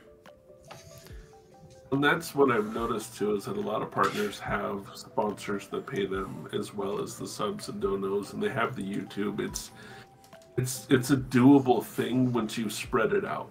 You know, making money from our merchandise, making money from commissions, making money from prints, from stickers, is sometimes more than what I make from Twitch. But when you add them together, they start to form more of a living wage compared to just, if I just look at Twitch, I'll get stressed. You know, go, oh my goodness, this is below what we need, but then we'll switch over and we'll look at, oh, okay, you did 3 commissions this month at, you know, $150 a commission. You know, I did 2 at $300 a commission. We sold, you know, X amount of clothes and X amount of stickers. And then when you look at all the combined, you can take a deep breath sometimes. You know, like, we had tough months. December, I was out the entire month. And, like, it fucked us. You know, November was a really bad month for us. And Twitch can be, you know, a little dangerous. It really can. But Twitch is very dangerous, which is, again, which is why you don't put all your eggs in one basket. That's why I work my full-time job still, you know? You know what I mean? Like, I love Twitch ain't paying the bills. It's paying one bill. And this month is going to pay. Sorry. I'm happy with. Same. And I think that's the big thing for me, is that I don't mind working. Like today, I started my stream at 10:30, and so I've been pretty much live for 10 hours, and I'm good. Good. You know what I mean? I'm not stressed. I'm not upset. I'm not angry. I'm not anything. This week, I'm going to be on Maki's, you know, stream in the morning. Then I'm going to be doing mine. So I'm going to be again live for, you know, 6-8 hours, and then on Thursday. Oh yeah, speaking of which, I look forward to it. Yeah, I sent a time in the Twitter chat because I realized I hadn't yet put a schedule of time out there. Okay. So be on the lookout for that. We'll look at it, actually. Yeah. Fuck. I had a good fucking talk. Good fucking Mental Health Monday talk. Did you? Does anyone have any more questions for Poch and/or Star? Yeah, well, alright. I feel bad about that person leaving, but that person literally never messaged the group at all, so. Oh well. Feels bad when you don't communicate. I'll pay you back, Cypress, in 5 years if you give me 2,000 gifted subs right the fuck now. Let's go. So I'll drop a contract. I'll sign it. It's nothing to do with anything going on, but I got my pineapple and ham pizza. My brother is in call with me. Yay. Nice, artist. No questions. All the love, though. Absolutely. Love you so much, Star and Poch. Yes. No questions. Just good vibes and hugs for both. Absolutely. I echo these. Appreciate you.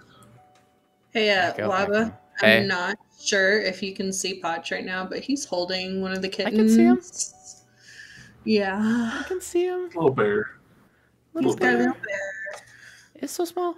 It fits in your hand. I remember when Sky used to fit in my hand. Sky used to fit in my hand. Sky used to be the size of my fucking iPhone.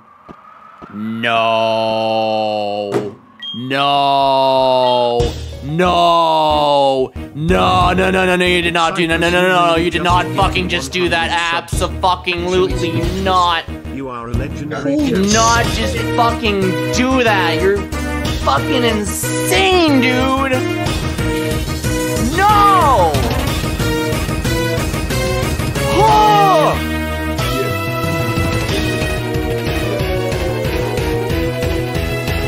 Fuck.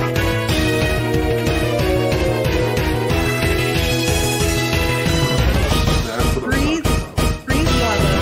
You have to do the inhale and the exhale. You do realize at a certain point you deserve.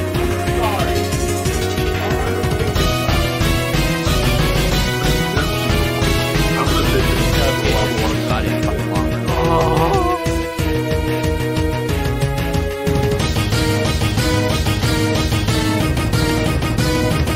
You know what I love? I think Waba's broken. Waba.exe has errored out.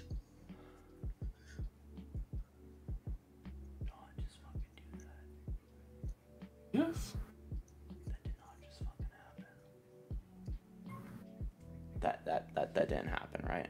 You know the only thing that you need to do, Waba? No, that totally Just- happened. Just say thank you. That's all. Did you know that? No. Yeah, that's all that you got to do. And I'm saying this because it took me forever to realize this, but I'm trying to pass on some old man wisdom to you. All you got to do is say thank you. That's it. Thank you. There you go. Good job, Waba. Proud of you.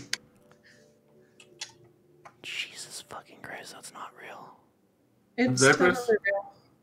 Thank you. There's Amazon Prime cash rewards. Holy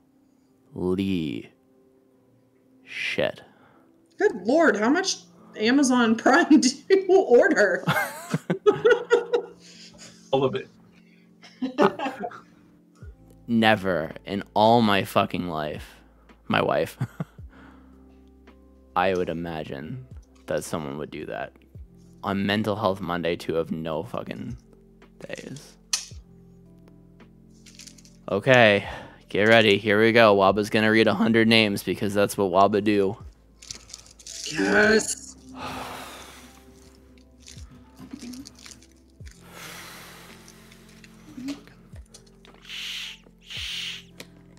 Cypress, thank you for the gifted subs to Emberly, Ignis, Drunk Beth, Liz and Crimson, Leon Wave, Koya, Sloth, Crises, Murphy, Coffin Fairy, Sappho Thornbeck, Useless Human, Sister Rose, Hadzi, Phantom 20, Cyberdactyl, Cassette Boone, Syncmaster, Poppy Who Again, Tay the Grey, Selfin, Orion Fam, Inaba Tomochan, Nikki Nine Lives, James Forever, Calm, Sam, Diggs, Everest, Kaz Demon, Bears Riding Tanks, Henry Toys, that's weird, that's my name, Sean Chan, Uncled Dope, Whitest Cat, Imagination Artist, Rarely Human. We have Useless Human and Rarely Human.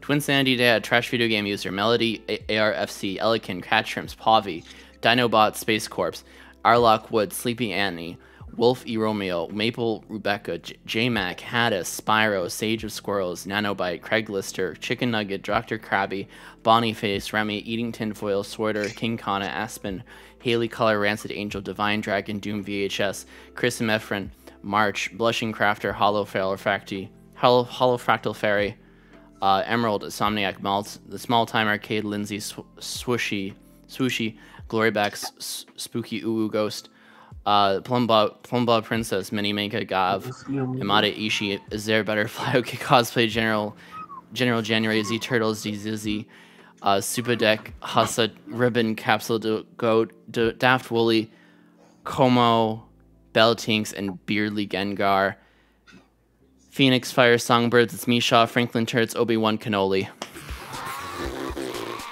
Hi, Henry Toys. My name's Henry. Don't call me Henry, though. My name's Waba. Hi, welcome in.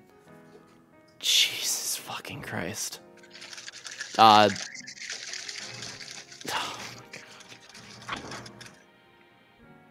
What I was gonna say is I wish you all the best lives to come and all the kind of pizzas you want. It's very sweet of you. I get 5% cash back on Amazon. So you've managed to spend... That's a lot of fucking money. No matter where you put it. I have to put my kids to bed, have fun reading. Thanks, I did. Hi, Henry Toys. Welcome in. How you doing? Thanks for the follow. Welcome into the Waba fam. Cypress, the Mad Lad, gifted 100 subs and he got one. Breathe, Waba? I don't think I can breathe after that.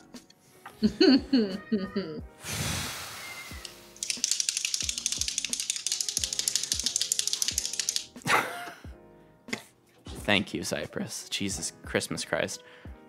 I hope you enjoyed the literal minute notification of the Versus Red theme from Pokemon Silver and Gold. Waddles around your house like the gremlin I am. You waddle on. And I waddle away. Waddle, waddle.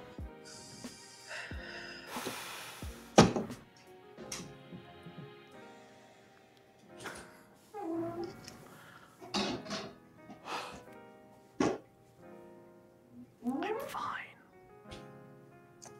Hi, Star. How are you today? How are you feeling? I'm feeling a lot of emotions. Same. Is there anything that I can do for you or chat can do for you? No, because you would have to like completely wipe my memory except for like the last 3 years. I feel like that would be scary. I feel like that would be awesome. I can do that. Cypress, thanks. Can do what? Wait, can you wipe my memory except for everything from the last 3 years? Because if you can do that, Great. I will be forever indebted to you. Can wipe memories? Oh, let's fucking go. Go. Do it. Do it. Take my brain away. Scrub, scrub. I mean, with enough hypnosis, anything's possible. How much per memory wiped? Oh yeah, Cypress. Huh? No, it's just everybody notices when you're there because they can see you. I'm scared now, Cypress. I didn't sign a contract for those 100 gifted subs. Do I have to pay you back $500 now? Crap. It's not happening. I'm sorry. Not right now. No, okay. Do we get deals? Yes. No. Please eat. I need to call it a night. Have a good night, Cyber. Love you all. All the hugs. Love and appreciate you. Please be sure to have big warm hugs and squeeze your kitties. Hydrate. Do something relaxing for yourself before bed. I don't know about brain wiping with these Brace Krispies. I do got something good. Are they weed Krispies? This is great. Well, you better bet your butt that there's something sitting outside waiting for me so that when we get finished, I can just go and forget that life even exists and dive into a video game. And hyper-focus. Like I mentioned before, I won't be around much coming soon. Right, you said you were going to be busy pretty soon, right? Or something. Fucking hell.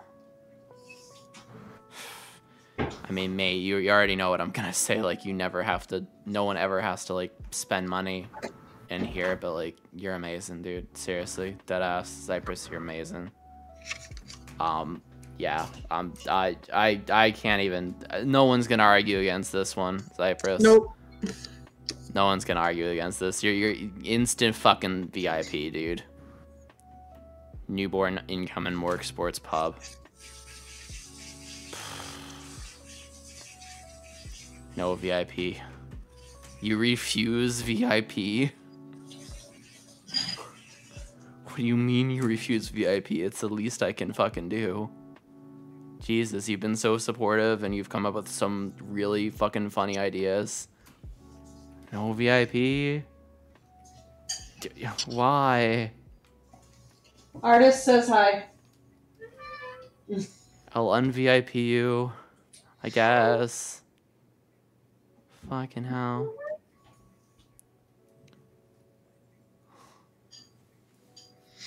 Oh. It adds a badge next to your name. You can ignore slow mode of chat. You can ignore sub-only mode. And you can spam messages as fast as you can type. I'm trying to hide all the badges. Okay. You are a secret VIP. No one knows except for me. Good night, Red. Indeed, good night, Cyber Red. Okay, Cypress, if you're trying to avoid the badges, don't ever cheer bits in here, because then you'll get a bit badge. Oh, you actually just took off your sub-gifted badge as well, which is great, because you can change your chat identity. Oh my god. I need to lose the sub. Damn. I mean, with all the gifted subs you get. Can you gift a sub accidentally to yourself? No. Oh, there you go. If no one ever gifts you sub, Cypress, you won't get a gift sub. Yeah, no. There you go. Fuck. Okay, well, I'm drained. I have a headache slightly now from screaming. This has been a good Monday, I think. Yeah, it's been a good fucking Monday. The other thing I'm like thinking of right now, going through my head right now, is like, shit, dude. That's literally our car re-registered. That's my license re-fucking registrated. That's the New York State inspection right there. Like, the Twitch payout I just got is my vision test this coming Friday. Like, you have no fucking idea how much this actually helps out, dude. Thank you. Seriously. Glad I stuck around for this Mental Health Monday. Me too.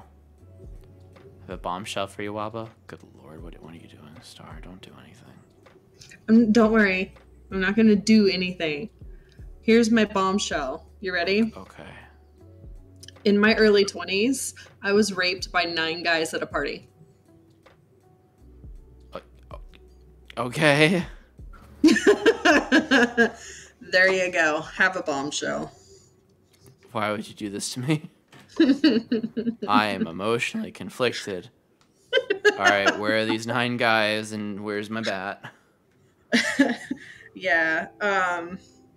This is one that Poch knows about pretty in depth because I just had a conversation with him and the kiddo like a couple weeks or last week about it.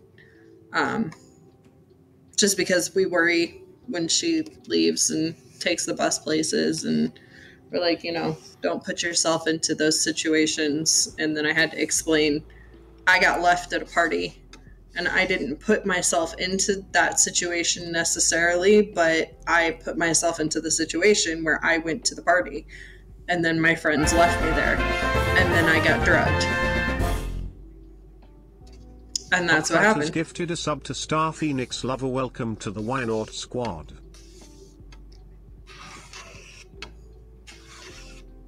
As far as where they're at, no idea. So what city? It was College Station, Texas, but they're also all college students, so they're probably all over the country. Well, it's Texas. Schools have records.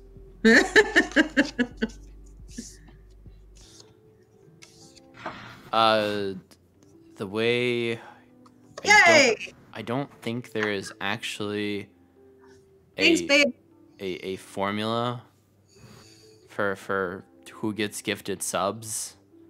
I think it has to do with like I think it prioritizes people that have been in chat before.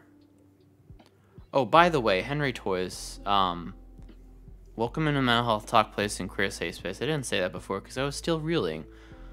Over 100 gifted. Fucking hell.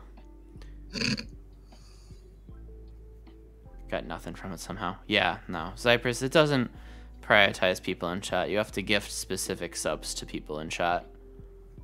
Oh, it's all good. I'm here enough that at some point in time I can either guarantee that I'm going to sub to him or somebody's going to gift me a sub because I'm literally always lurking. Aw, I appreciate you. See, I don't know my lurkers because I don't check my user list because I respect my lurkers, you know? So there are random accounts that get them. If there's a Twitch account, it's a random thing. See, the thing is that a lot of these subs were, like, people that have been in here before. Like, I recognize most of the names.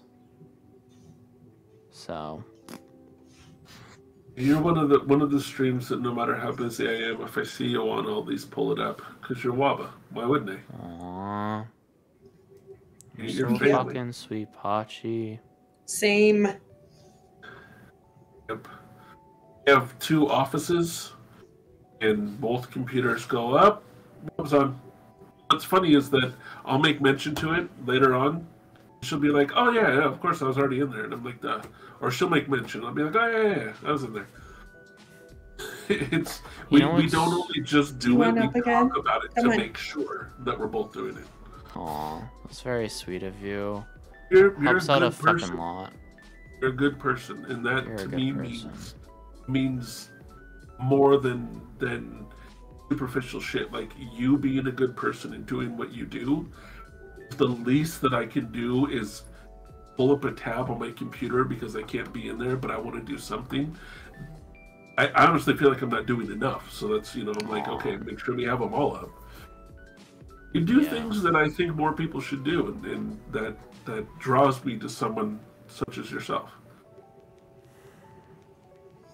Thank you. Thank you for seeing value in what I do. I know you already do, but thank you everyone here tonight for seeing value in what we do here.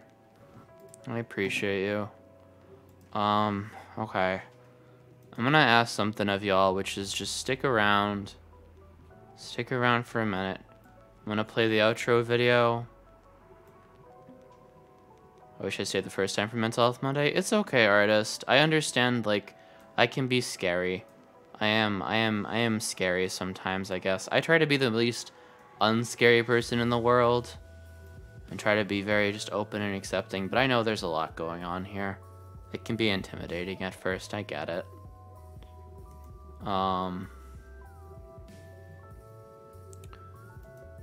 So... Well, but will you do me a huge favor? What's up? You don't have to promise yes or no, but just think about it. All that happened in the past couple hours, will you please let it sink in that these things are done because you're a good and trustworthy and loving and caring person, and you owe nothing for any of it. They're just saying we appreciate you.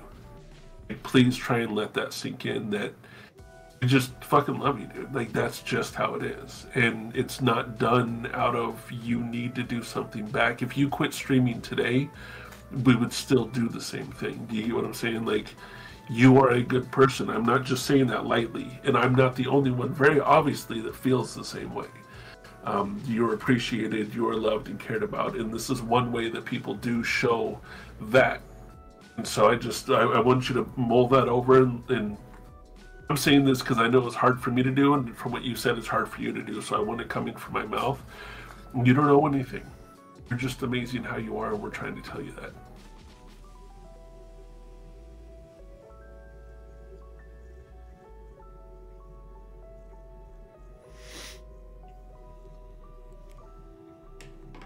And unless Mr. Beantoes loves you too. Unless there's something dire going on, coming into your Mental Health Mondays is like a joy of my life. So, you know, you won't catch a no out of me. Oh yeah, no, I look forward to the day that you ask either one of us to be on Mental Health Monday. Like, I get excited. I've been planning for this for weeks. Worth it, Waba. Worth it. Very.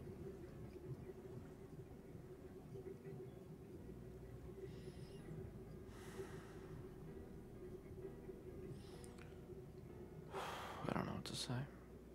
You don't have to. That's the beauty thing.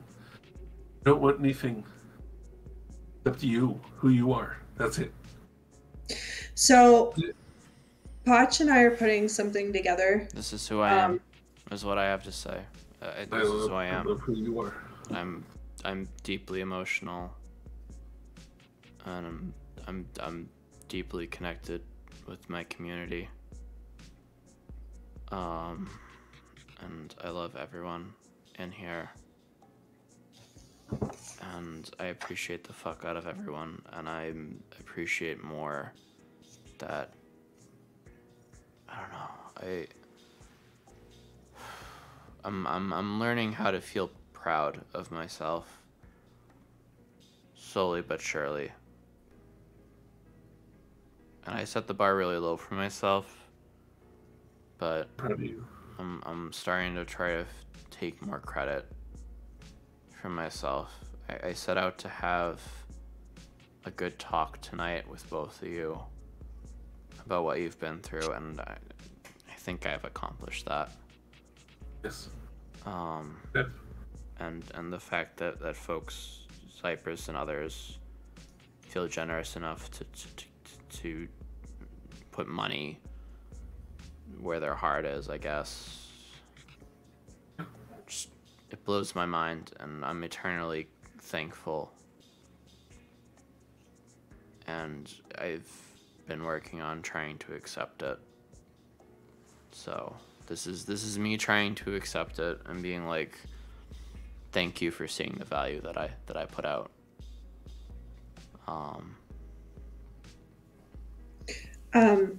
Thank you for helping me get to our goals and everything. Yeah. It's always the topic of mental health in here. Oh, the topic is always open. If you want me to talk about something, you name a subject, I'll go off on a fucking 2-hour rant if no one stops me. Another reason I love you. Star. So, Poch and I are putting something together. We're going to be putting together a print of the 5 things that I use for grounding. And I think as a thank you, Poch, and I'm 100% sure that you'll agree with me, that Waba gets to be the first one to get a print. Well, guaranteed. That's easy. Yeah. No. Okay. Well, how much are the That's easy. prints? They're not. $0.00. No, you're good. No. Here's the thing. You know, we all do this. We all, do it for a living, for making money, blah blah blah, right? There's a difference to me of making money and showing somebody that you appreciate them when money isn't the object. Like, it's not going to make me become homeless to give you a print, right? So you don't have to worry about that. It's something that we would want to do because what you do has so much value to us. It's like what you're doing has prepaid anything that we could give you, if that makes sense.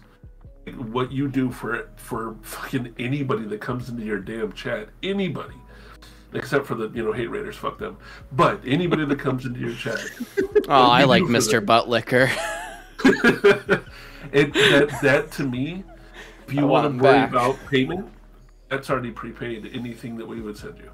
Pay you in so much fucking love and hugs when I meet you, and I am gonna fucking meet you someday. Yep. If that's okay, if you're comfortable with it. I'm literally whoa. Fucking Christ. The cats. Yeah. I send all the fucking virtual hugs. Anyone I can ever meet from my community, I will give you the biggest fucking bear hug.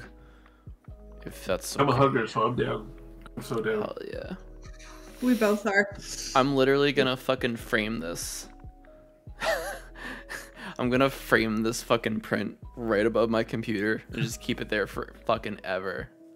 Nice. Well, the idea that we had was, the 5 things when you're going through an anxiety attack, but we're going to do it artistically. So, like, the numbers I'm probably going to do, so they'll be bright and they'll be noticeable. It'll be something to catch your eye when you're in that anxious state.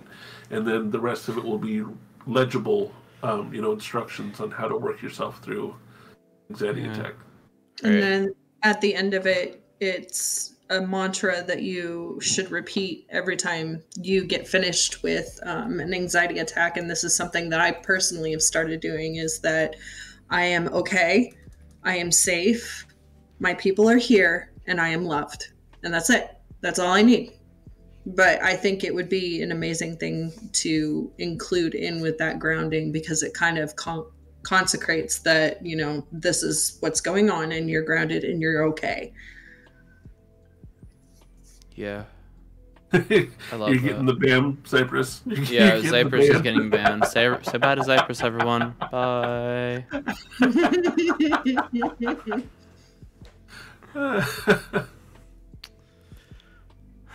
I appreciate you. The waddle. I hope that even if you don't say it, it's okay, but really let it sink in. The amount of things you do for others is exponentially larger than most people that I've met, and it's appreciated. It's very, very, very appreciated. It's seen, and we see you. And you said you're proud of me. I'm fucking proud of you with what you have right here.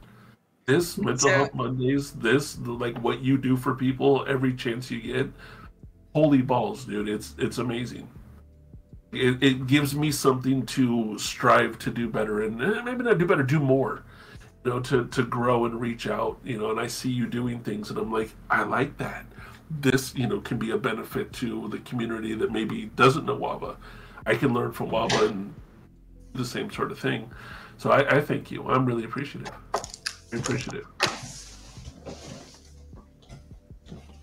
I know you turn on the computer and you go Waba, and you do you. And I love it.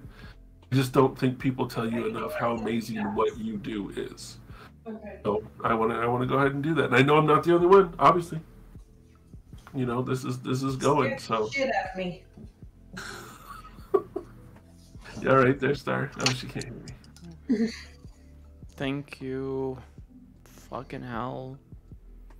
People being nice to me. Thank you. Fuck. Alright, listen, motherfuckers. We have to end this YouTube video. Alright, we gotta end the YouTube video. Waves aggressive, you fucking rock, man. Thank you. I am a rockin' NB, I guess. Alright. Say hello to the end fucking video, and then we're gonna go raid the Bear Project. Alright, thank you everyone for coming on Mental Health Monday. Please, as always, take care of yourself out there. Do the best self-care that you can. It is enough. You are enough. You are loved. You are supported here. My name is Waba, and this has been my stream. I'll come back to y'all on Friday for Final Fantasy Friday, unless I decide to stream again in the morning for some reason. And if I do, it's probably going to be my mental health story stream, because I said that I was going to do that at some point, and that'll go up on YouTube as well. All right, peace out. Bye. Bye.